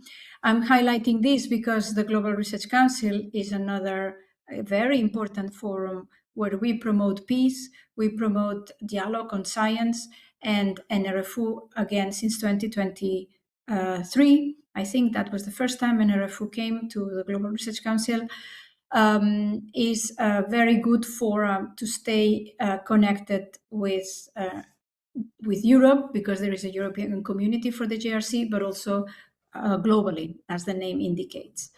And these are very important gatherings where we can, again, reinforce the good kind of relationships between like-minded countries in a way, and those that really advocate for the value of science for our societies. I think I will stop here, otherwise I may go over my time. I would like to thank very much again for the invitation and launch a call. If you have any ideas, any way we can support doing more things, different things, let us know, because we are here to help the best way we can. So thank you very much. Yeah, Miss Lidia BORELL-DAMIAN, many thanks. We are very grateful to you for joining us with a welcome speech and for always staying with the National Research Foundation of Ukraine team. Many thanks. Шановні колеги, ми завершили першу вітальну частину нашого заходу. Зараз ми всіх вас запрошуємо на спільне фото, яке ми, напевно, зробимо на вулиці, для того, щоб ми всіх охопили, для того, щоб у нас була гарна згадка про цей день. І зустрінемося тоді з вами об 11:30. Ми розпочнемо другу частину нашого заходу. Dear colleagues, see you in the second part of our event. Thank you. Колеги, запрошуємо всіх на спільне фото до центрального входу.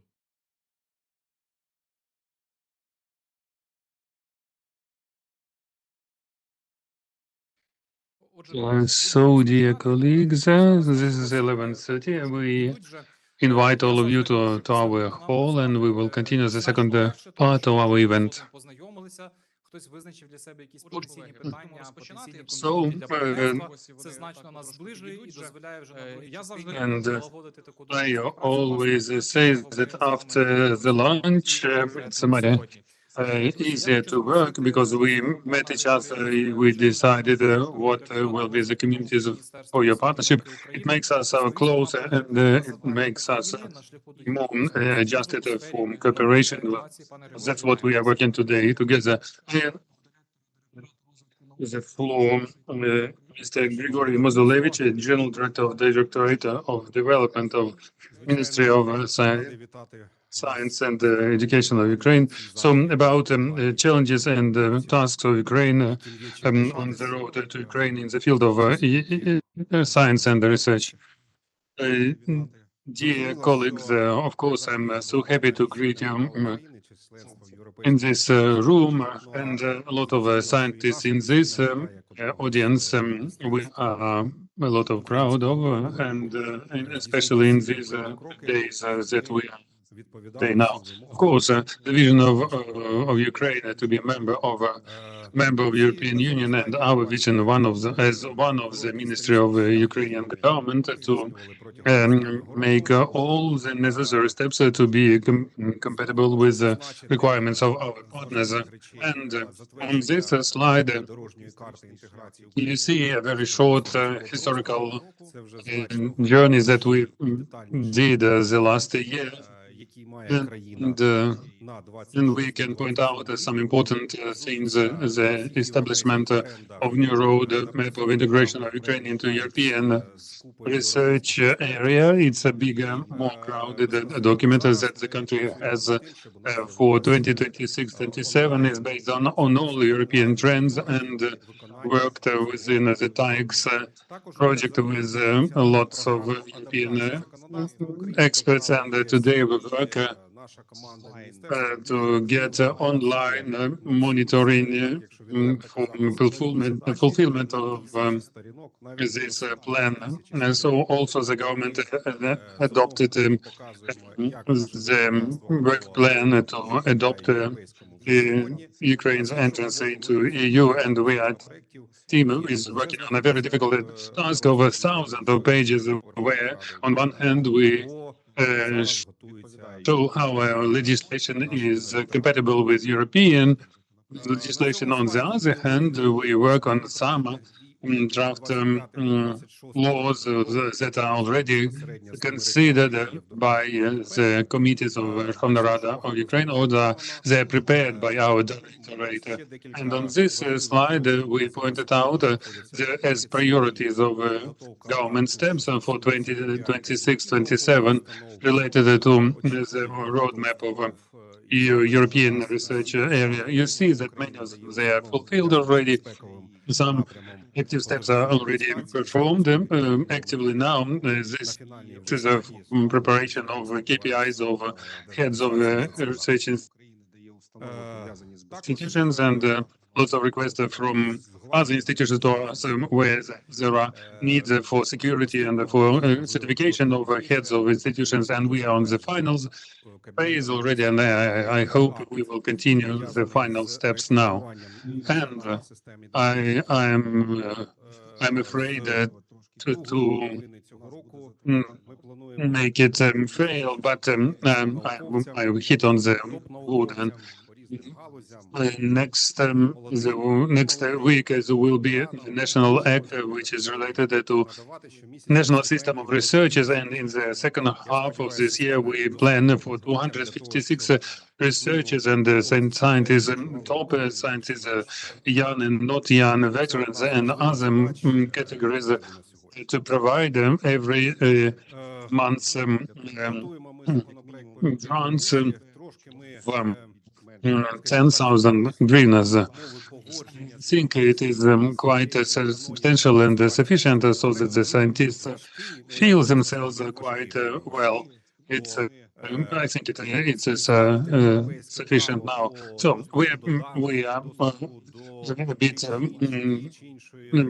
facing some aspects of agreements and adjustment of European legislation on access and the right on access and the results of scientific research and works. And it's very difficult because our legislation for these 30 years were not so adapted so much as the legislation of science and education. But we work for this. Last year we signed a Rome Declaration where the European Commission took the leadership within it to support Ukrainian science and innovation. This year in Gdansk, in 1 month, we expect during the committee nice result for Ukrainian scientists to have more to be sure for the future. So we run every year within the framework of Horizon Europe between Ukraine and Euratom, and this committee will be this fall, this autumn. We solve lots of common issues. We hear lots of supporting words that we support Ukrainian scientists. If you have something to transfer to our partners, please tell us, and we will transfer this autumn. Here you see the participation in Horizon Europe, the biggest program with Europe. It's on one. It's both the biggest challenge and task. When we signed this agreement in the most optimistic scenario, we hoped for 70 million hryvnias. Today, you see that we almost crossed this threshold. We hope that we can cross it this year. It was the most optimistic scenario which we modeled with European financials in different models. But it so happens that the war mobilized us, and we are coming to the threshold of 100 million this year. Of course, thanks to Europe Horizon this year, and those who are present online, and those who are present in the network of national contact points, and we, thanks to your activities as well, and we were very moderate getting 50 million per year, but we hope that this year we'll get more than 4,000 applications and 400 which are already performed by our Ukrainian scientists already. And the global aim was to get 100% of educational institutions of government ownership, and because we cannot influence the private ones, and research institutions. I think that we will get this aim in the sense of presentation of applications. It's not the least important. What we got on the state registration in the fields which we had besides the security. So we have the figures like 56% of educational institutions, they had this experience of participation in projects, and 33% of scientific institutions. So please enter into these programs, and these are the national focal points and the Horizon Europe, and so. And we, during the last years, we updated some infrastructure, and advised the national contact points and the representatives within the Horizon Europe. We try to work in this context, and the network of national contact points you see on this slide, it covers almost the whole Ukraine. And I hope that you have the opportunity to contact them, use their services, their knowledge, and they will strengthen you. And we introduced the digital system of online monitoring of the working with the government, and we hope we work so that this network has stable financing and could work for the future of Ukrainian science. In the national program of adaptation of Ukrainian legislation to the law of EU, I will not enumerate all of them, so you can get this presentation and you will see the task of the government for 26-27. We just managed to fulfill 3 of them in these 3-4 months, and we work to perform all 100 of all these tasks. So this is our main work, which we take as our responsibility in front of our partners to be fully ready for entering EU in 2026. Please, colleagues, in Kyiv, we have not announced, but this hall is as a shelter, has the status of a shelter. If you agree, we will continue here. So on this slide, you see the main key indicators which were announced for us by our European partners. And these tasks are difficult, but I hope that not only in Ministry of Education and Science, not only the National Fund of Research Fund of Ukrainian researcher and educational institutions, they fulfill this indicator, but the whole Ukrainian society understanding that the support of the science and understanding the support of the science for the society, we don't have no models, no exhibition prototypes today, but we understand that in many locations we see the results of scientific activities where they are presented. You can see them. So the staff resources, human resources, so plus 41% is the Ukrainian budget received in 2020. 6 home financing. It's not a plus 200%. It's not 20% of GDP, but we hope that it will be a step of the state, and we hope that business will be moving in the same sense. So I'm on our tasks and adequate presentation of the results of research innovation activities in European tables. We understand that it will not be adequate during these years because whatever is done in the science today, lots of things are not open. So, and you heard about hits on innovation companies yesterday, so they will not show here saying that you see that it was the request of the European Union. So there is a problem, and so we hope that understanding about this context is there. So we will work on for this. So of course it is important to reform the roadmap and the integration of European research structures, and now the Directorate works on update of a European legislatory act, how to coordinate with our government for payment of fees into European research structures. We understand this point that is raised for many years, and on the other hand, we understand the Ministry of Finances that says, please reduce all the fees payments into European institutions. We understand this.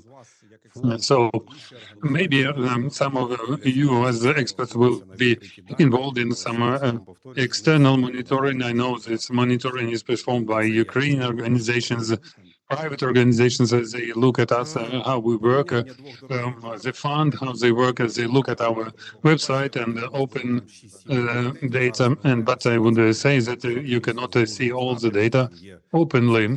It's a problem. And as compared the two roadmaps, the previous roadmap, previously we had 26 priorities, now we have 17. We have new challenges, especially for use of artificial intelligence in the science, and now we understand that we are at the point where project applications are created by that AI, and we don't know how to perform the competition finance. And I think that in 2-3 years, the whole world will change in this. And until now, we hear from European partners, and maybe we will maybe run a roulette to get the results, because the AI it's outbeats the non-artificial intelligence. So in the roadmap, we perform 66 tasks. And not only we as ministry, but many institutions, 41 we started, because it's because our planned activities didn't start until now. What are the challenges for us? We have a lot of them. The main is the peace in Ukraine. The others we will overcome. But to get this peace, Ukraine should be strong, innovative, and have the opportunity to protect itself, have lots of partners, lots of diplomats, enough people intellectually developed, and have Ukrainians inside Ukraine, not outside, in the world, have enough teams ready to work in the future in Brussels, in different European organizations. And without a science, you understand, it's not possible. So we develop the scientific diplomacy, you know, our activities in this context. We have the sites and portals and lots of events together with many of you here. So we adapt our legislation very actively, and we have a very strong support of our profile committee, and we use the resources that we have as of today. So we ask for the support openly from our partners. Today we became the top country for the project of NATO science for peace, and every second project is used with is performed with Ukrainian organizations. Nothing like this happened before, and we want that we would do the same in the horizon to be as every second project, but we need to work for this a lot. And for all of you, I thank for your attention and wish you the fruitful day today. And honestly, I congratulated on the happy, and all together we will win.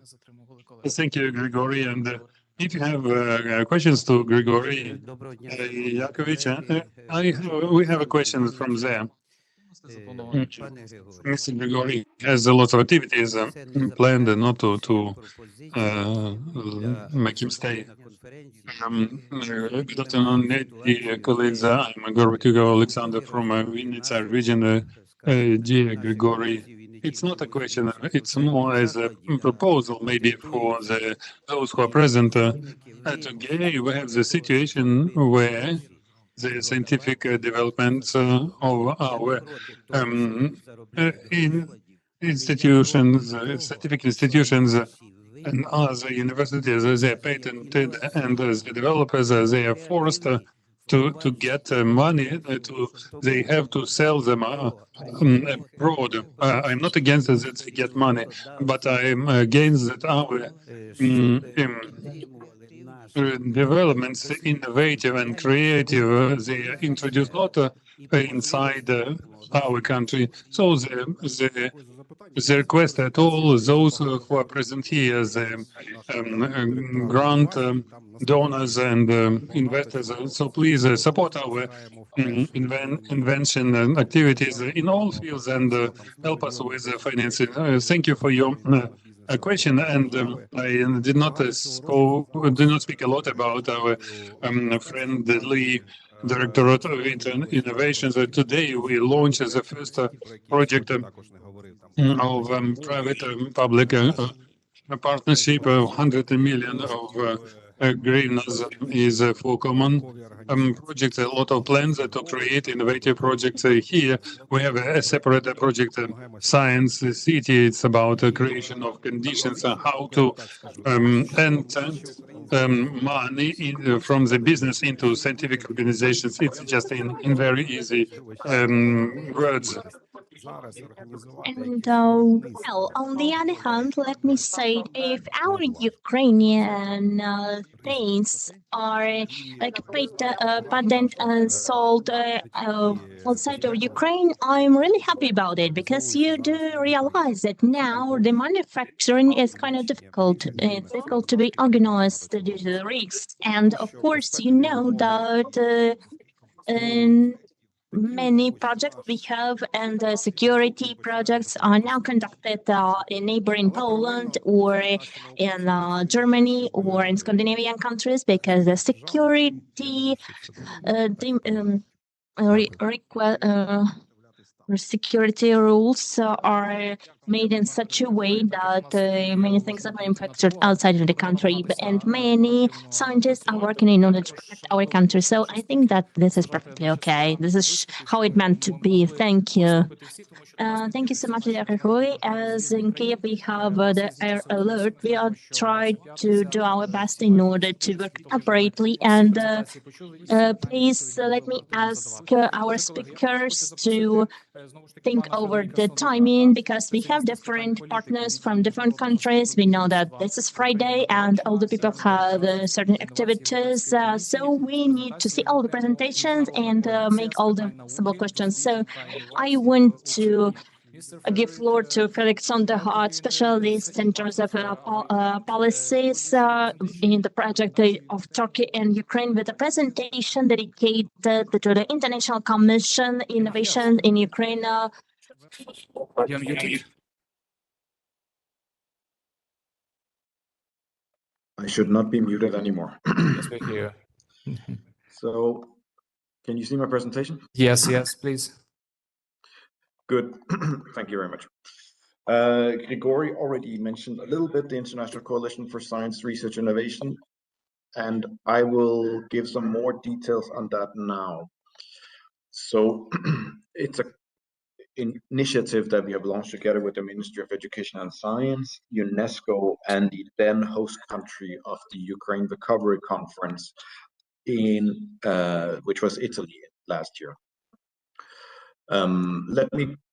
Before I talk about what the coalition actually is, let me give you a brief overview of the history that led to the coalition.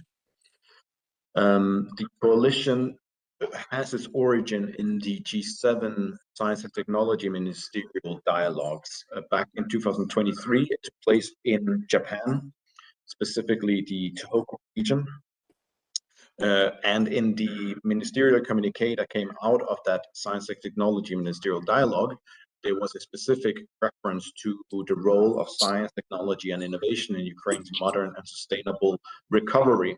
And that was directly inspired by Japan's own recovery following the Tohoku earthquake and the following Fukushima disaster, where Tohoku University was rather instrumental in supporting the recovery of the region following this disaster, which then, as a setting for this dialogue, inspired us to focus more on science and innovation as part of Ukraine's recovery. In the following Science and Technology Ministerial Dialogue, which took place in Bologna in Italy,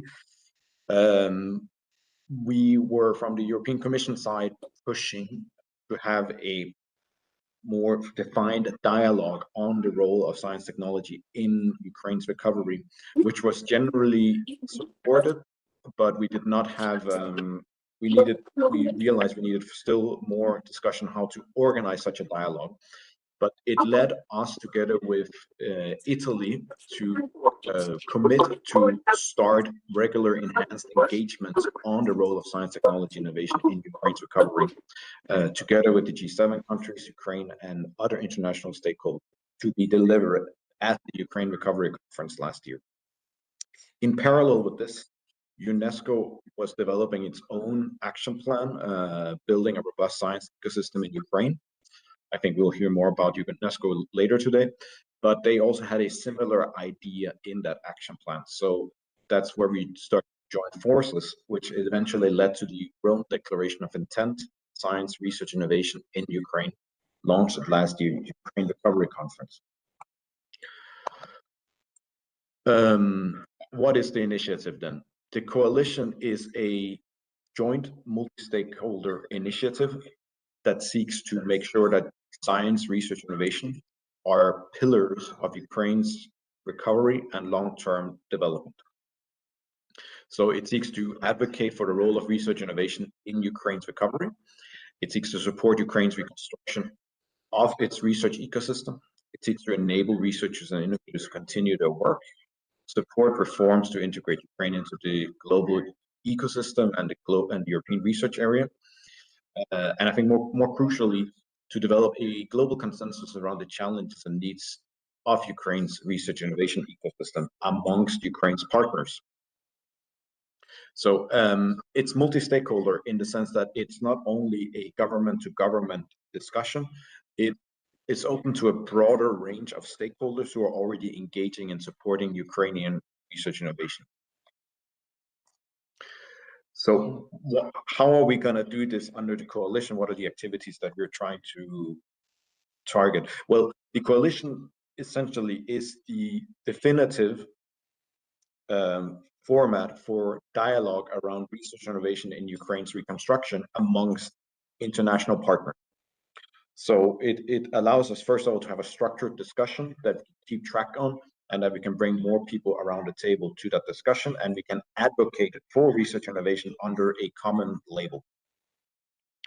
In these discussions, we try to coordinate efforts better among the coalition's members. We see to try to align support with Ukraine's priorities, giving the government of Ukraine a clear voice and single channel to communicate to many of its international partners. I think very crucially, it seeks to connect different stakeholders and catalyze collaborative actions. Many of us who work in research innovation are faced with unique challenges when we try to support Ukrainian research innovation, because this is not what our organizations or programs or activities are meant to do. One example is also the Horizon Europe from the European Commission. It's supposed to fund international collaboration. It's not necessarily supposed to support Ukrainian research and innovation alone. However, we can try sometimes to find creative solutions to do that, and we can try to work together with other partners to overcome some of the obstacles that we face in supporting Ukraine. We can also promote more joint initiatives under the coalition. We can try to improve access to funding, expertise, and infrastructures to support Ukraine. Ideally, we also want to mobilize both financial and in-kind resources through projects initiated by the members of the coalition to kind of build on the support that is already there and make sure it's more impactful. And then we, of course, want to continue to involve this dialogue by monitoring Ukraine's needs over time. This is more of a long-term commitment that we see bear fruit a couple of years down the line as we continue the dialogue around Ukraine's recovery. To get into the details of how we organize ourselves, the coalition is working on two different levels. So we have a technical level where we try to develop this common understanding of Ukraine's challenges, share information about initiatives that are going on, and seeking support coordination and collaborative efforts a bit more. We seek to share best practices and offer technical advice as necessary. And then Grigori mentioned the high-level steering committee, which will take place at the Ukraine Recovery Conference this year. It is a more political angle to the coalition that seeks to provide guidance and political steering to the future work. It offers the only high-level platform for discussions around challenges in Ukraine's research innovation ecosystem in view of supporting Ukraine's recovery. It's a platform that helps advocate and connect with a broader circle of stakeholders involved in Ukraine's recovery. And then it can adopt further declarations and recommendations as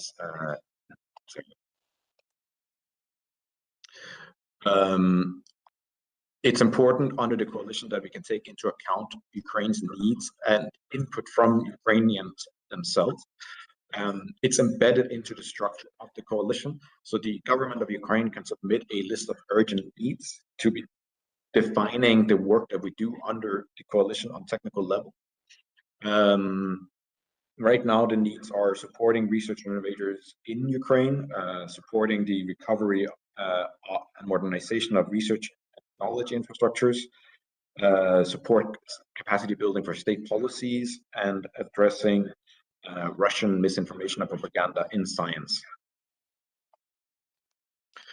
And what we expect a bit from the members of the coalition.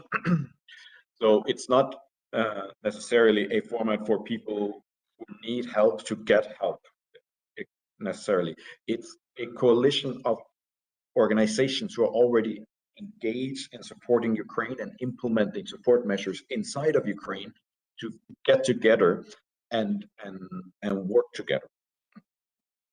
So what we expect is that we actively engage in the dialogue that we are facilitating under the coalition, and on a voluntary basis when there is a need and there's an opportunity to share knowledge, expertise, and resources to support the coalition's objectives, and as well uphold principles on transparency, inclusivity, and cooperation in all coalition initiatives. So where are we with the coalition? Right now, we have 45 members who have joined the coalition, and the coalition keeps expanding, or still today. We have had 3 meetings at technical level, and we are now in mode of preparing for the high-level steering committee to take place in Gdansk at the corporate conference this year. And we have worked to expand the format a bit more.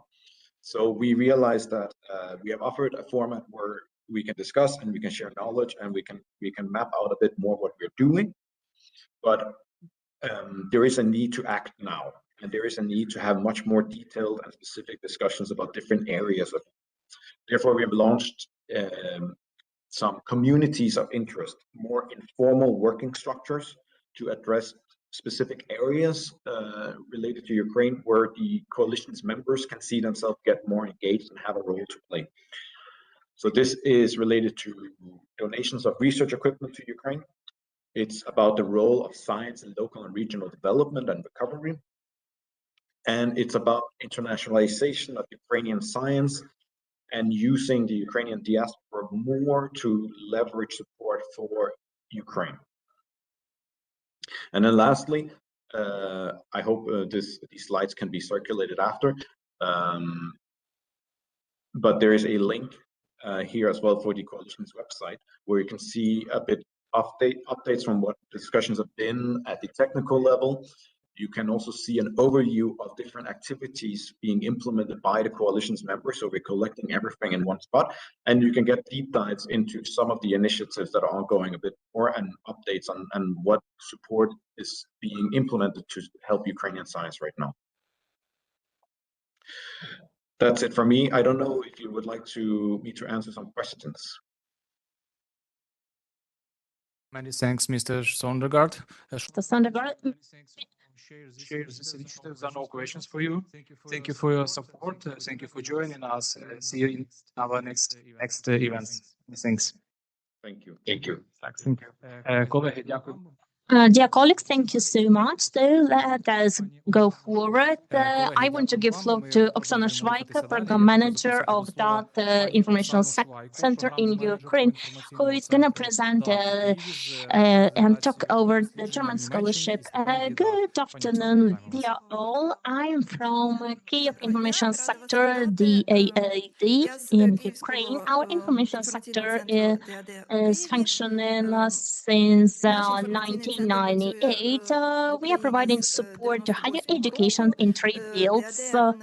It's about individual scholarships, the programs of inter-university cooperation, and the 3rd field is support of sharing knowledge and transfer of knowledge. After the full-scale invasion in 2022, DAAD launched the urgent initiatives and also launched the programs aimed to the support in the long run, and this is a German Ukraine University network. And within the framework of this program, we supported 30 projects between German and Ukrainian universities. These programs are aimed to the general programs of double degree, dual degree, and also about the internationalization of the Ukrainian higher education institutes. And also, this is our network on the Ukrainian territory. We have 12 teachers working on the territory of Ukraine and 2 professional lecturers and Since that year, we're gonna have 3 people like that. And please visit our website where we speak over the study in Germany, the life in Germany, the research and teaching in Germany, and our well-known page is about the scholarships, and also we post the information about how the institutions offer the scholarships, and also we provide the online and offline consultations on the Antonovich Street 18. So please, we are very active in social media, so please join us. And talking about the scientific landscape in Germany, we always mention the university, the research institutes, and also the companies and industrial researchers. We may talk over this first 2 points. And in terms of a company and researchers, you should do it autonomously. So we are talking about classical university and the universities of applied sciences, Hochschulen, Fachhochschulen.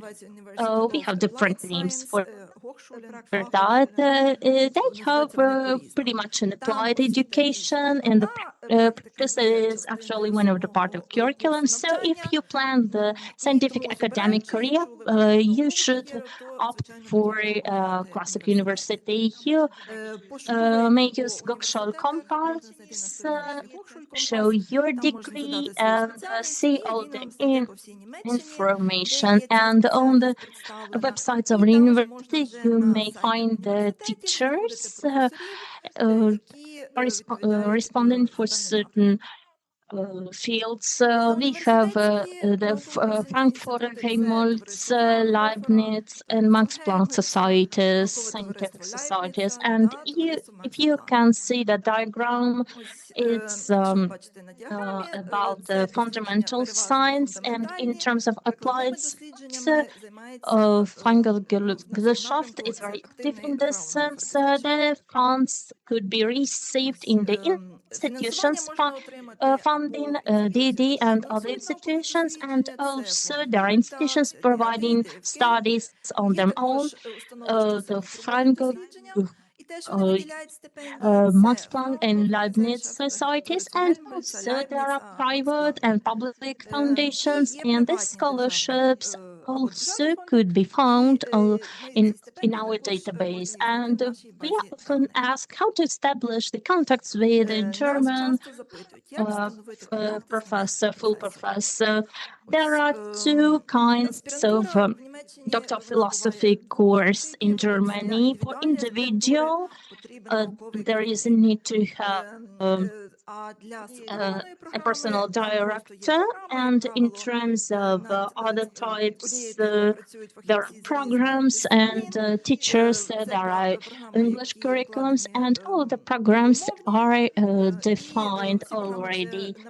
Well, you may receive the invitation from a German teacher looking through the website and publication. You may see the possible programs in your universities, and many of Ukrainian universities actually have the contacts with the German universities. You may establish your personal contacts within the framework of the conferences, and there are contact data in the field of research and website, and also you may participate in online conferences, and different organizations also offer certain mechanisms of search.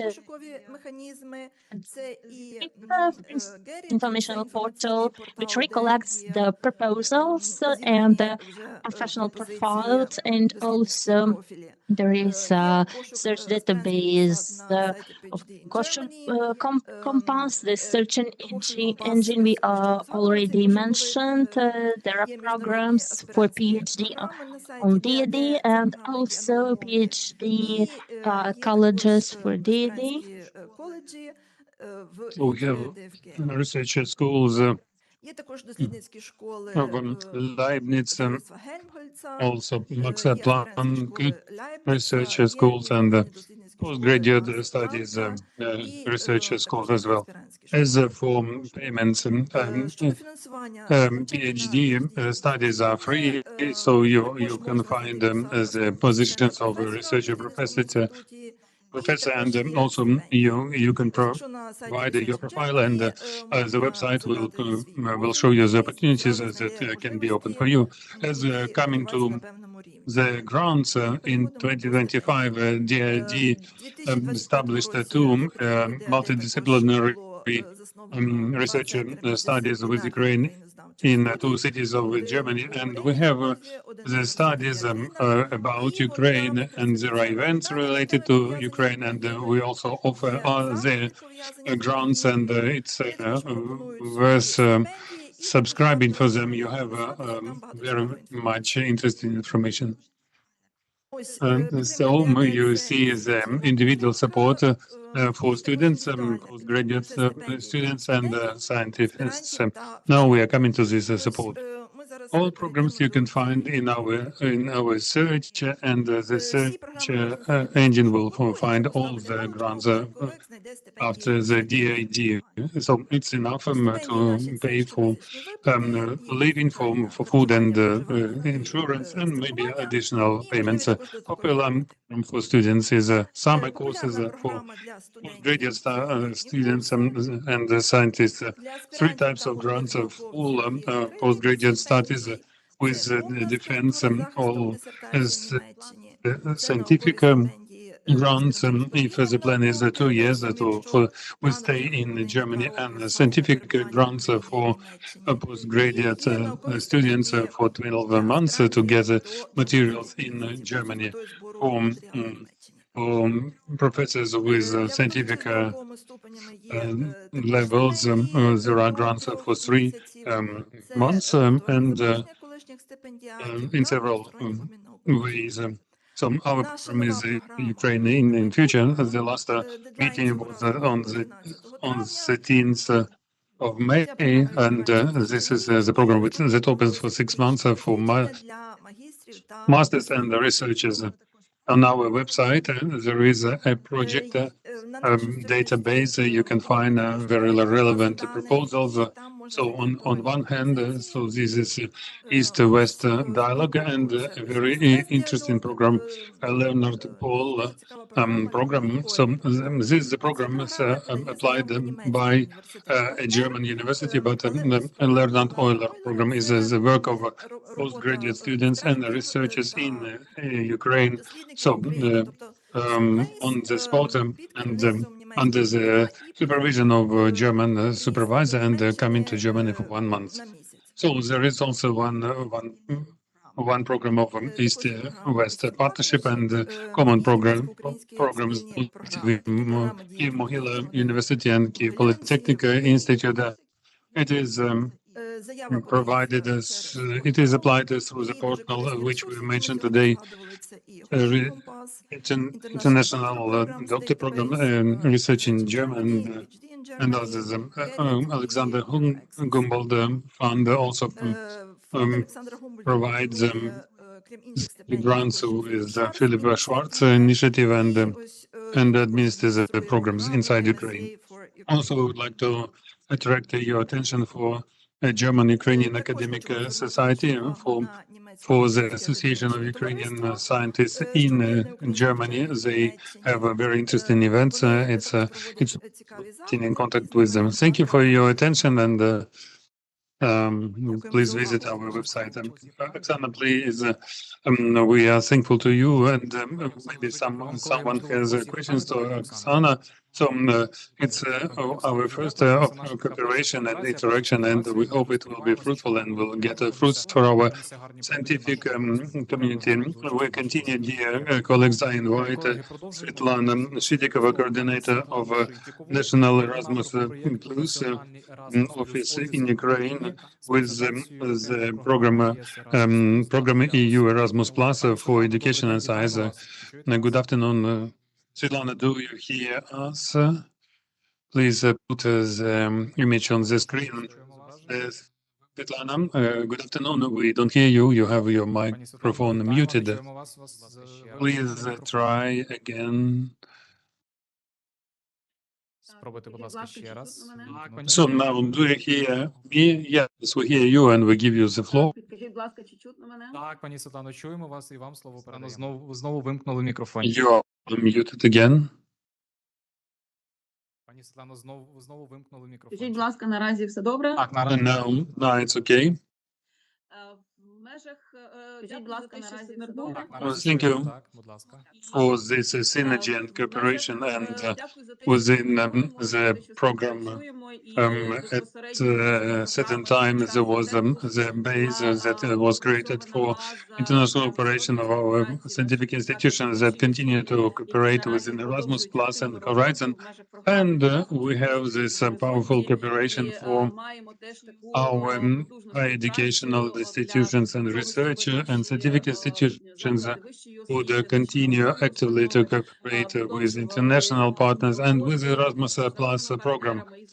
Please let me present the opportunities open for our higher educational and scientific institutions which should be with the scientific components and the program covers all fields related to development of our youth.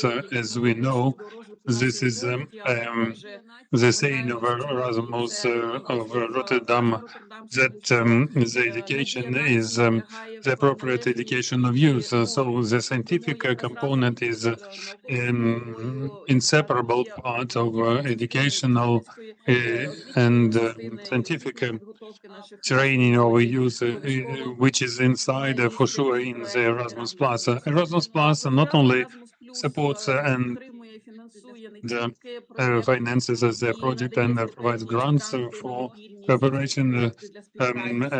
Equally, this is the competitions supporting science and education in the educational network in European universities.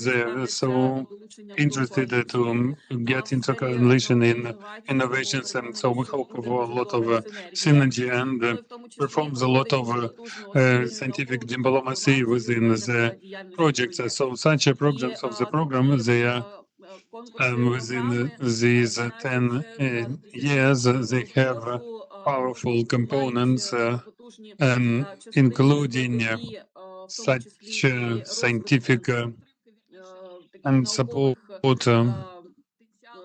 and we say development of capacities of postgraduate students to perform scientific research. And within such activities, we finance lots of projects, not only for mobility, but also for cooperation, and namely the partnership and the cooperation in the alliances for innovations, where research component is compulsory for such a project. And the European Commission, after the full-scale invasion, increased the cooperation with Ukraine and support of Ukraine within the Erasmus Plus program, and we have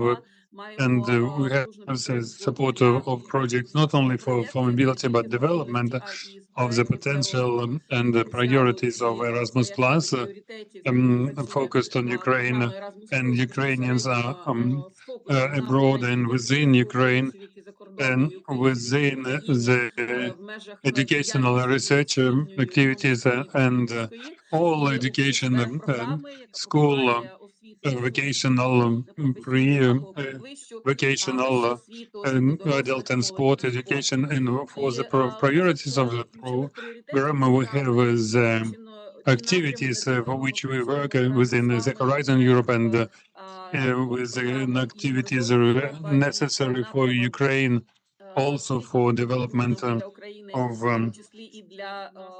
our country and recovery. And recovery is war consequences, and also to perform our homework within the acquisition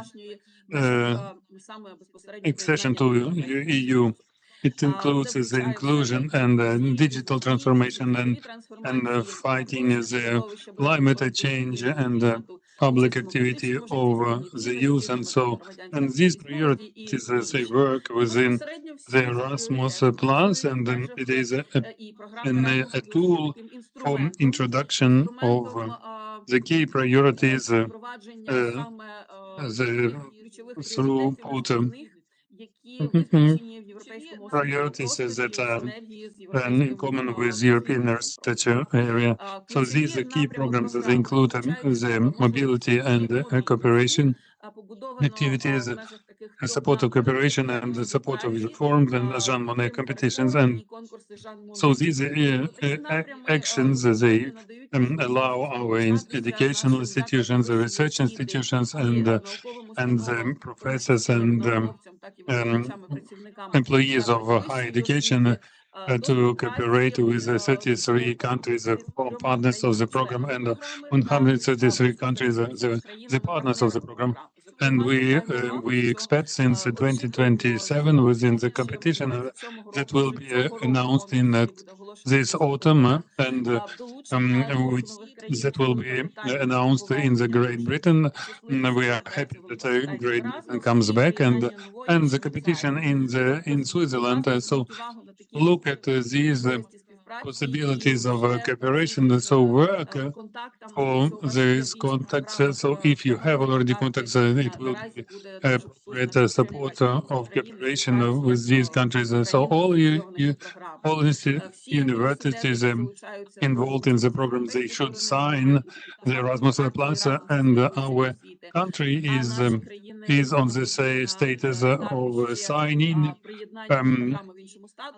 and does not need to sign this charter, but they perform all the requirements of the charter. And Ukraine now is at the phase of negotiations for change of status of Ukraine, for participation in the program and the creation of national agencies. So to use all the opportunities for Ukraine, open for Ukraine, it's very important to develop this innovative potential together with our higher educational institutions, all organizations that work for preparation and training of youth and sports. The competitions, as they announced every year, and for Ukraine we have 40 competitions, and the types open, centralized and non-centralized. Centralized, they are coordinated by Brussels, by European Agency of Education and Culture, and decentralized, these are the member countries of the countries, for example, in Germany, the center, and the coordinator is DAAD. So it's very important to be cooperated and coordinated by the national programs, and this coordination is going from bottom to top. So all the needs existing on the national level, they initiated by our educational institutions and organizations working within the program. The programs work within the agreements, and they suppose to study the European experience of European colleagues, and also to provide the experience of Ukrainian members. And we work on the introduction of innovations as a critical element of Erasmus Plus. Within the competitions, Ukrainian organizations, namely the educational institutions, can be partners in 40 competitions, and applicants in 18 programs. Also, the cooperation between universities and scientific institutions and our organizations like Ministry of Science and Education. I would like to point out that projects of Erasmus Plus, they influence the separation, the distribution of money for programs that are within the Erasmus Plus programs, and the state certification of scientific institutions and the educational institutions is also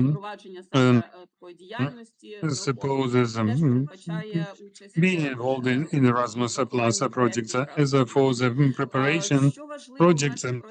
We should mention that scientific and educational institutions they should introduce the activities in the international organizational structure, and we have the approach to introduce the project and to support the relevance of participation in the project and the relevance of participation.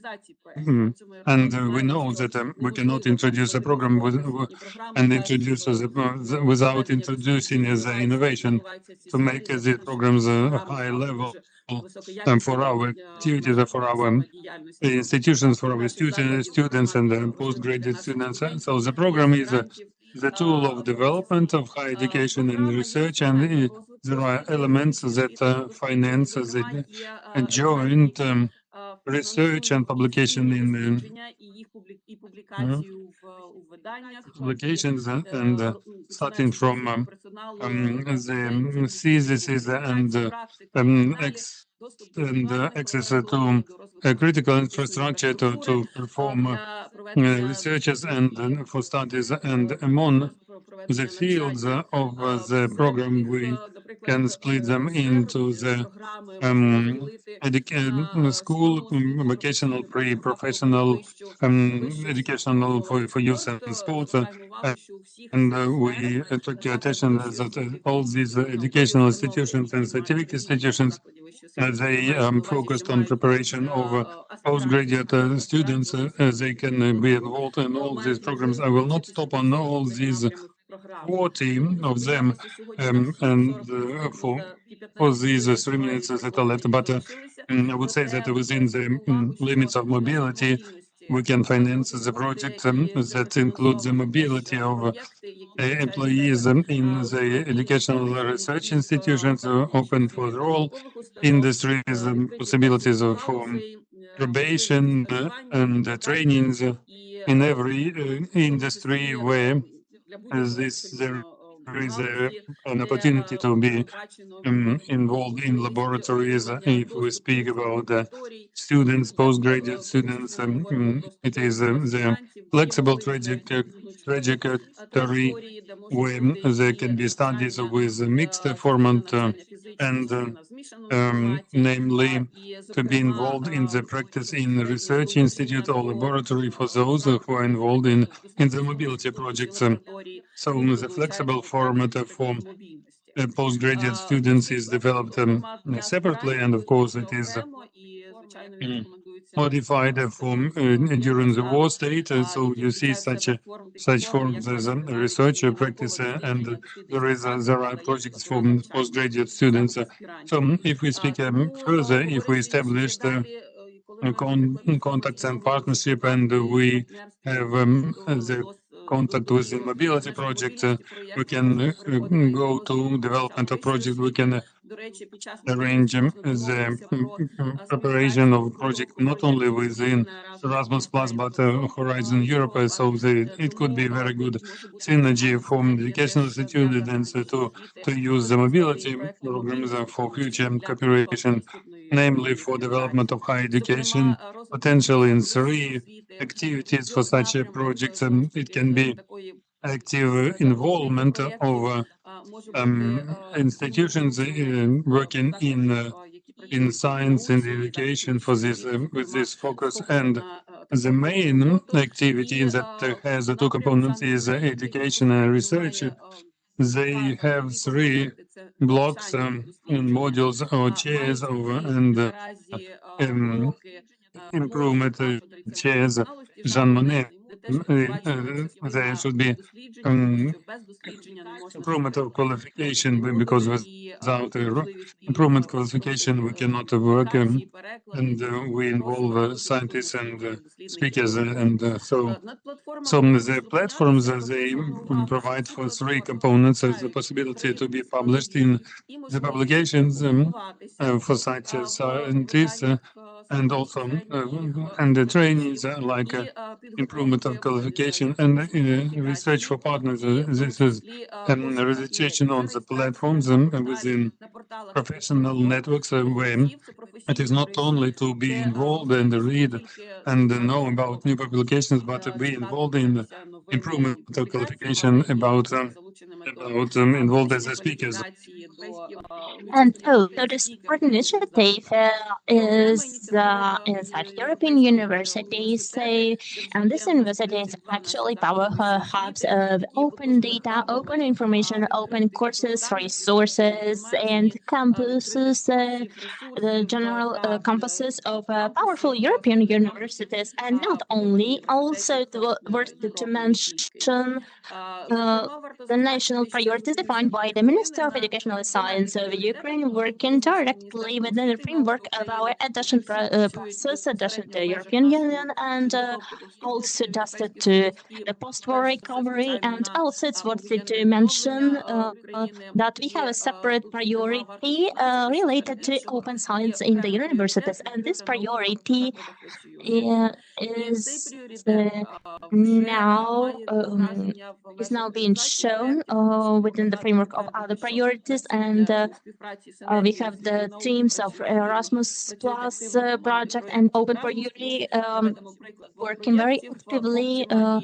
And since 2024, we have webinars dedicated to the consensus in terms of open science, and also we have ordinary events into fulfill the tasks planned directly, institutional capacity building, study trips, and in particular within the framework of the cooperation, we may create separate platforms with the teachers living abroad and work actively in these fields. Well, I don't want to pay much attention to this field how in the funds. I'm sure that the things that you do inside your institutions, and especially given the challenges, this is far stronger, and these things you do within the framework of your duties, what you do as teachers,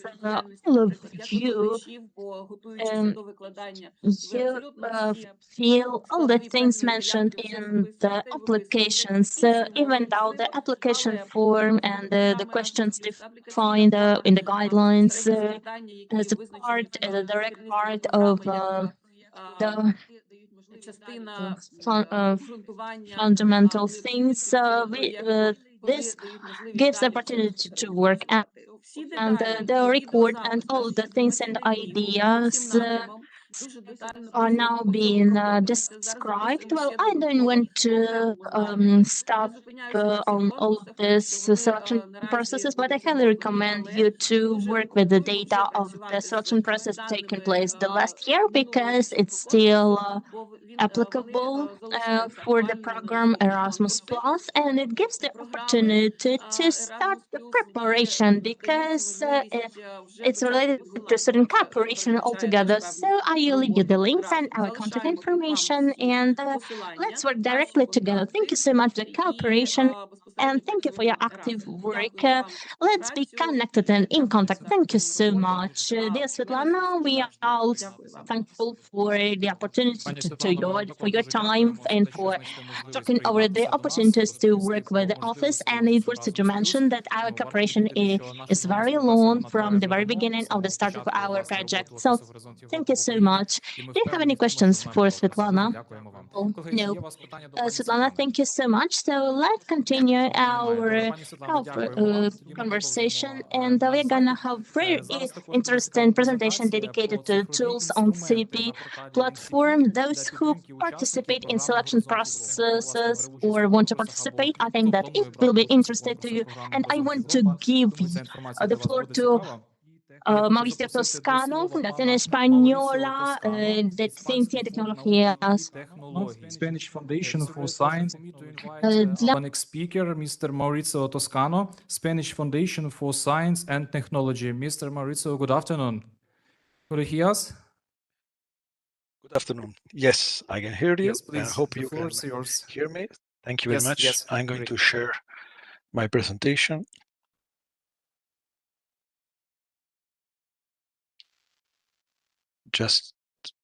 Okay, I presume it goes full screen and it works. Yes, we see it. Yes, thank you. So, well, first of all, let me thank you, the organizer of the event, for the opportunity to present some of the work we carry out in the Horizon Academy project, but most importantly, also to keep pushing forward Ukrainian research and innovation in these extraordinarily difficult times for you. All my personal support and admiration goes to them. My work as coordinator of the Horizon Academy and of the NCP Portal that we look at it today is to make national contact points, that is the acronym for NCPs, services and knowledge easily accessible to everyone internationally. So this is a great opportunity to join you today. Actually, this is the first time I ever been translated into Ukrainian, and I could not be happier about that.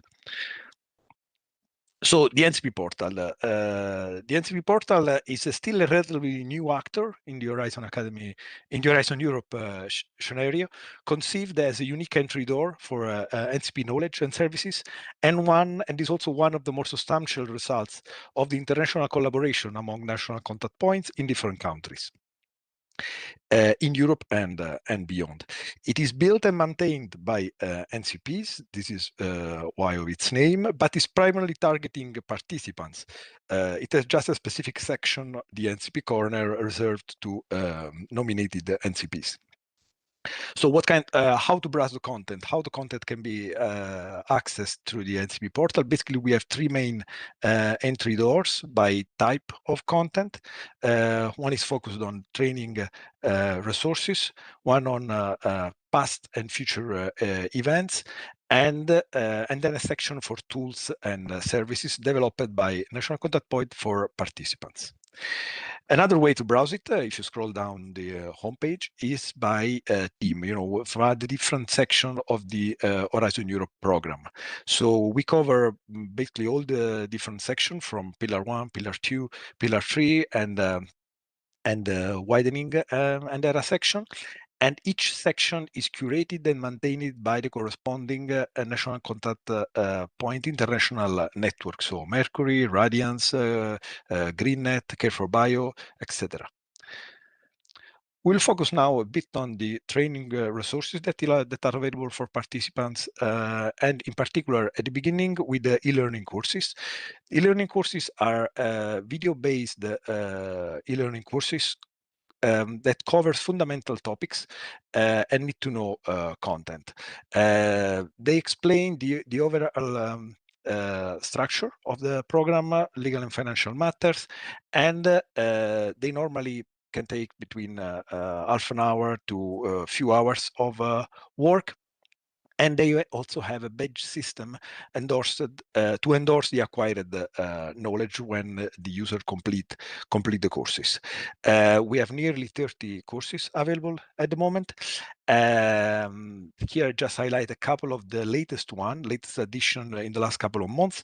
Here is one that has been developed within our project, that is Who is Who in Horizon Europe, that I think is really one of those important courses to navigate the Horizon Europe world. It goes on fundamental structure of the program, decision-making process, and the role of the DGs and the executive agencies.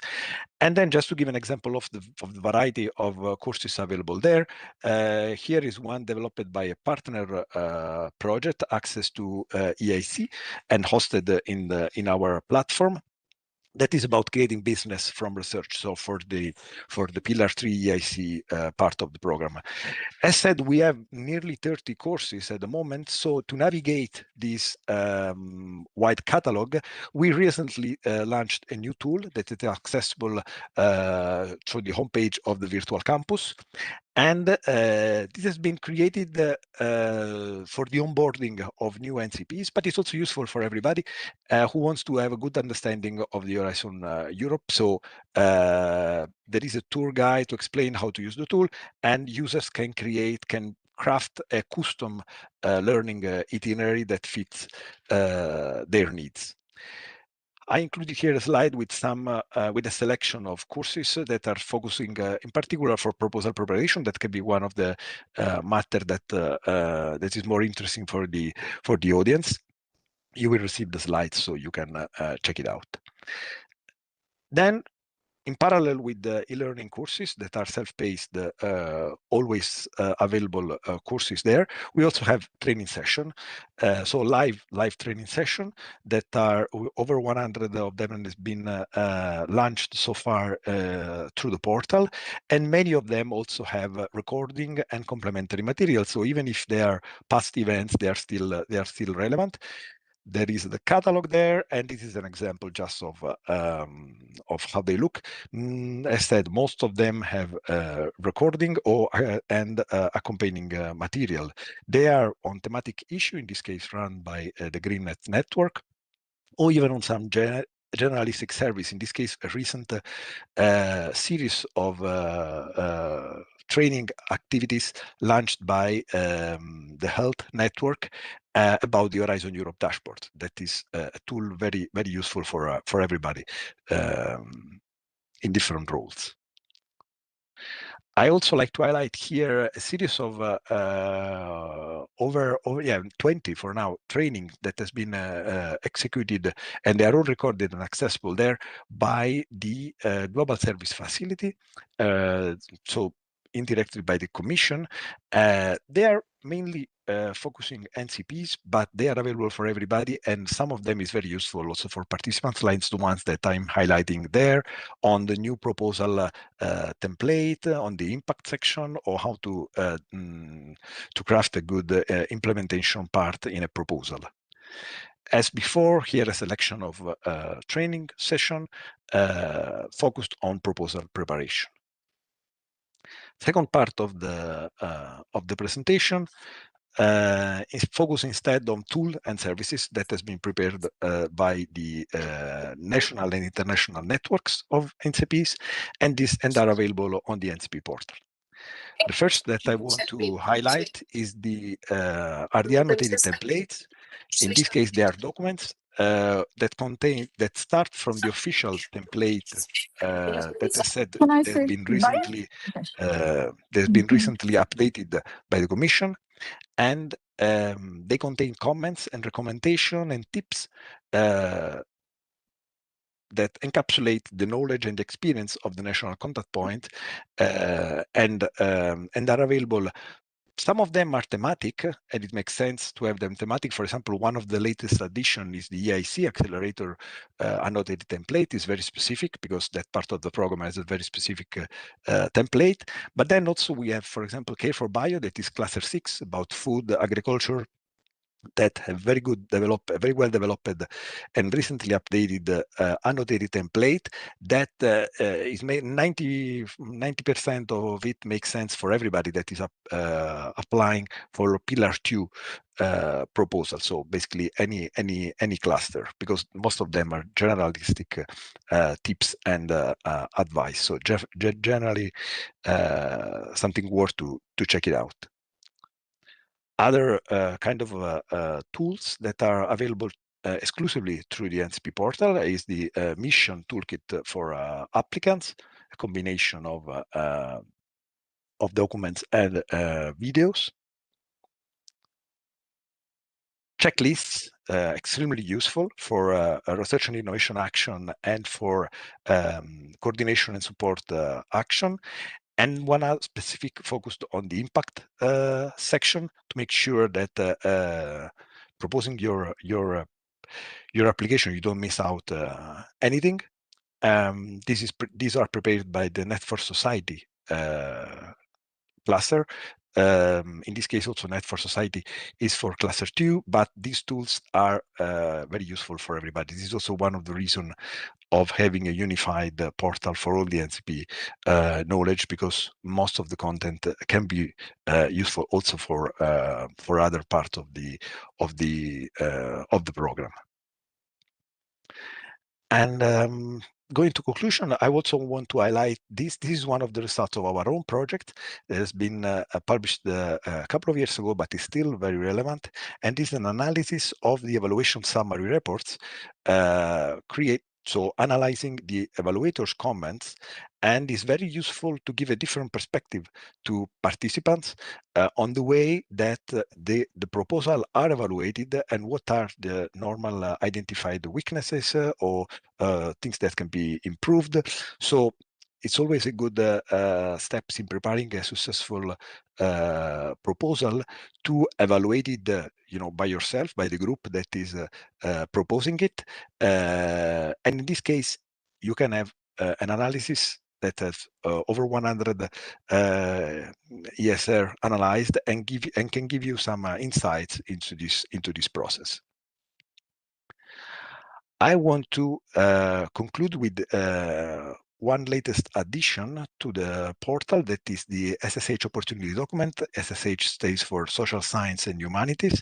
This is a work that this is a very relevant document for the whole program, because it's a cross-cutting document that identify those topics that has an SSH component, so it required someone from the social science and humanities fields of science to join and to cover part of the tasks of the project, and explain how and why. In this case, the novelty here is now it goes beyond being just a PDF program document, as it has been so far since its conception, and is a browsable HTML document that gives you additional possibility to identify those topics. Thank you very much for your attention, and I'm happy to take some question if any. Mr. Toscano, many thanks for your presentation, for sharing this useful information. Thank you. During this event, for your contribution. This Science Day event. See you the next time. Thank you. During this event, for your contribution. Дуже дякую. На все добре. Dear colleagues, I want to give a floor to consultant of UNESCO representation in Ukraine, Olena Tseplinska, and give the floor in order to let her share the insights on the cooperation with UNESCO and Ukraine. Thank you so much. Dear ladies and gentlemen, dear guests, dear community, good afternoon.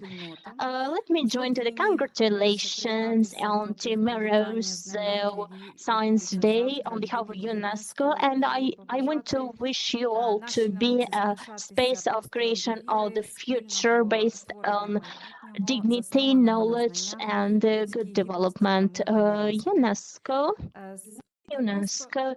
despite of the fact that we just develop our activity in Ukraine, as UNESCO, we are trying to support, to do our best in order to support the science and the integration in the global and European research spaces. And of course, in such difficult circumstances for Ukrainian science and for Ukrainian society, we try to learn about the needs and shape our programs and coordinate our partners in order to do our best to support our researchers. In particular, in 2024 and 2025, we carried out two research with the Ministry, the National Academy of Science, and the Research Foundation of Ukraine, Sectoral Academy of Science, and the Little Academy of Science of Ukraine. The first research was dedicated to the analysis of the war damage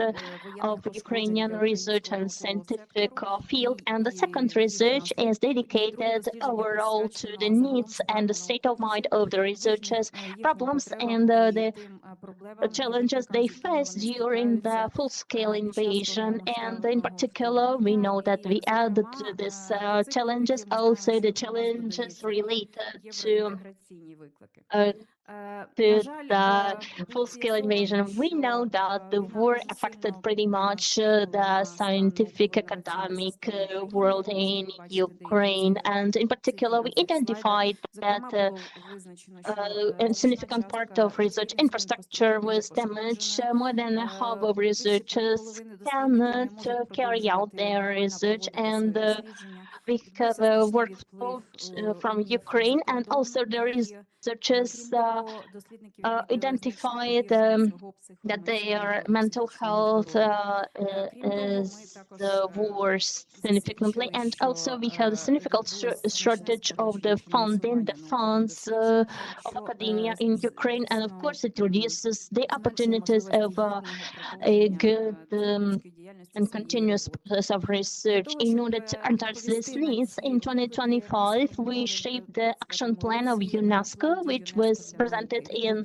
July of 2025. It has 3 chapters. The first chapter is about the urgent activity in order to support the science and innovation in Ukraine. And the second and third part are dedicated to the midterm and long-term priorities and needs. I would like to stop on very important and urgent actions and needs. Because as the war state continues, and we have the actions to be taken immediately. So first of all, is access to research occupations, research equipment, and laboratories. Second is cooperation between schools and scientific networks, and the environment. Third activity is grant support of the researchers and scientists, and fourth is improvement of psycho-emotional state, and fifth activity is the development of capacities, and we listened to Frederik today about the development of international coalition on development of science in Ukraine. And member of the coalition and member of the Secretariat is UNESCO as well. And we plan within this activities is to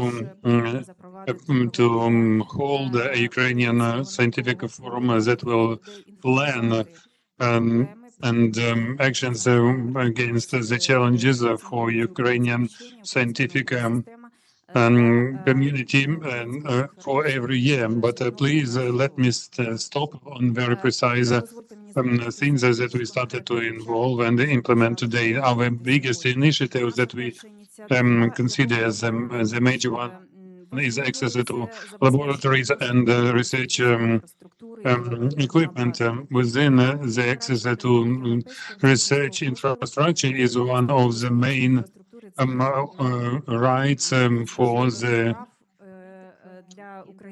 scientists, for the researchers, and is also the access to European research area. Namely, in 2024, European Commission is issued the European Charter for access to research area, defining several access of such access. So is remote, hybrid, and physical access. So UNESCO provides this access for remote access to the area under the US rail program. It says free access up to 6 months to get access to high quality research equipment in Europe and abroad, to continue the researchers and have the contact with the international community, to get support from the colleagues who are on remote communication with Ukraine in such conditions of a full-scale invasion. How do we work within such a program? First of all, we start this questionnaire, and we have a special questionnaire which we distribute and through the National Academy of Sciences, through social networks and special research groups, and we do these periodic works. As for now, with about 50 rules from educational institutions and also 225 institutions, as they said, they need such research actions to be taken. Today, the most required access is the access to digital infrastructure for calculations in clouds and depositories, to databases, and then the equipment for natural science, the spectrographers, different spectrometers, and also access to high quality and high productivity calculations to microscopes and other types of infrastructures that you can see on the website. And Після цього ми домовляємося з лабораторіями, серед наших партнерів також і лабораторії з країн Європейського Союзу, і навіть з ЕРІКів, тобто з представників консорціуму дослідницької інфраструктури європейської. Ми вже запустили 5 колів. Що я можу сказати, це доступ до дуже специфічної інфраструктури, тому ми не можемо забезпечити масові такі якісь коли, але люди, які мають конкретні проекти і бажання їх реалізувати за допомогою лабораторій за кордоном. В жовтні 25-го року ми запустили тренінговий We launched a training course on remote access and for experimental studies in production of medical. Для біотехнологічного напрямку програма з Боснією Герцеговіною, Верлап Інститут, високопродуктивні обчислення. В лютому 26-го року це була серія воркшопів ЮНЕСКО та Human Variant Project з доступу до генетичного та геномного консультування з Малайзією. І зараз цей курс. Malaysia, and this course is continuing. Now we announced two competitions for access to a data center for crystallography in Cambridge. It stops today, I think, or on the 18th. And the second is for SBB banking with Erica.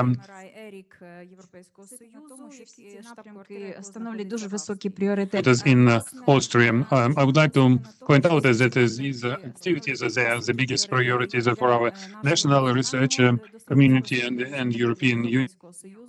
Зокрема, нещодавно навіть міністерство в їхній політиці.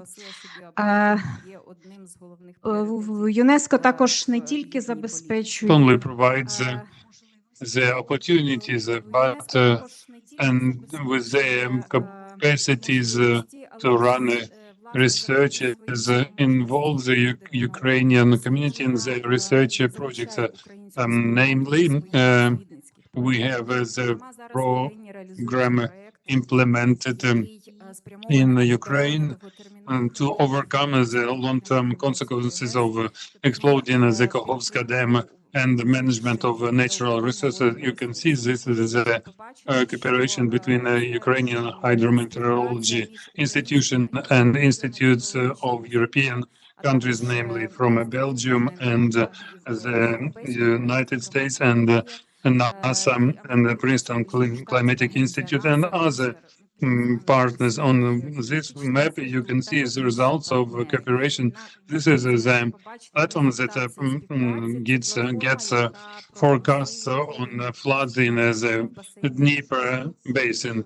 Also, there is a program that was developed in 2021, and these recommendations were uniformly accepted from ethics in AI, and they cover all fields of research and science, and 70 countries are the participants on this project, and it is also funded by European Union, and there were findings that Ukraine is one of the most advanced countries on use and introduction of AI, but we have lots of challenges for ethics of introduction of it in all fields of society activities. But for the scientific community, we will continue this project until end of June. We organize several events, the workshops, namely to get the tools about the influence of AI on scientists and educational professionals and other entrepreneurs. Also, Ukraine is a part of international coalition. I already told you. I will not stop on this to save time, but I would like to wish you colleagues to find always the support, and we work persistently to develop these capacities so that our scientists could not only use the equipment remotely, but would go and learn how to use this equipment and would have the opportunities for better mobility to publish their programs and publish the results. Thank you for your attention. Yeah, thank you for your participation. We will come to the end of our event, and we will go for the networking and to communicate, and we will ask questions about what you want to know from your colleagues. We saw in the chat some questions. We will answer them to those who answer them, but those who will answer, they will answer in the mails. So, do you have questions, dear colleagues? And so I would remind you once again, we are open to our email, the email of the National Research Fund of Ukraine. You can always ask your questions. You will get always your answers. We thank you very much for this event. We hope that you got some useful information to use in your activities. And to summarize our activities of this meeting today, I invite the head of the Office of Horizon Europe in Ukraine, Igor TARANOV, to make the summary. Thank you very much, and I would like to point out that we run this event for several times, and we do it even during the alerts. It shows our resilience, our wish to use all the scientific methods and the wish to validate them during even these situations to put them into the economy and make them commercially valid and make some for the country. So our aim was to share some policies that developed by the Ministry of Education and Science and together with the Ukrainian Fund of Research and the European Delegation and the Presidential Fund for Innovations and our partners from UNESCO like so much that we are called UNESCO antenna of Ukraine because antenna is something high. It's like for help to view from above, and so we see whatever is happening from outside, and we want to show that there are opportunities to support programs and to programs for research, and also there are programs for support of scientific component, and to become a good researcher, you need to be with good education. So education is an opportunity to get scientific status and again to make fruits for Ukraine. We say our international partners and speakers, and we invite the others, those who didn't show their opportunities, as Mr. Maurizio TOSCANO, a representative of the Spanish Fund of the Scientists and the Technology, and they are very proud that they have their representation in European Union for many years. They have a beautiful campus and research base, and they accepted our invitation, our long-term partner represented by Frederik SONDERGAARD, who was at the basis of creation of our cooperation, and you see he has a new activity, which is Türkiye, which we call it now, and not a Turkey. And so this is the person who looks at all opportunities to establish the bridges and the cooperation. And I would like to remind you that the Turkish fund is very active in all researches and developments in the science. I would like to point your attention that the next events will be with new speakers, and you have this unique opportunity to get the presentations of the speakers and just look on the context of what they do in their countries and how you can find new bridges for cooperations in Ukraine. We are thankful for you to be here, for those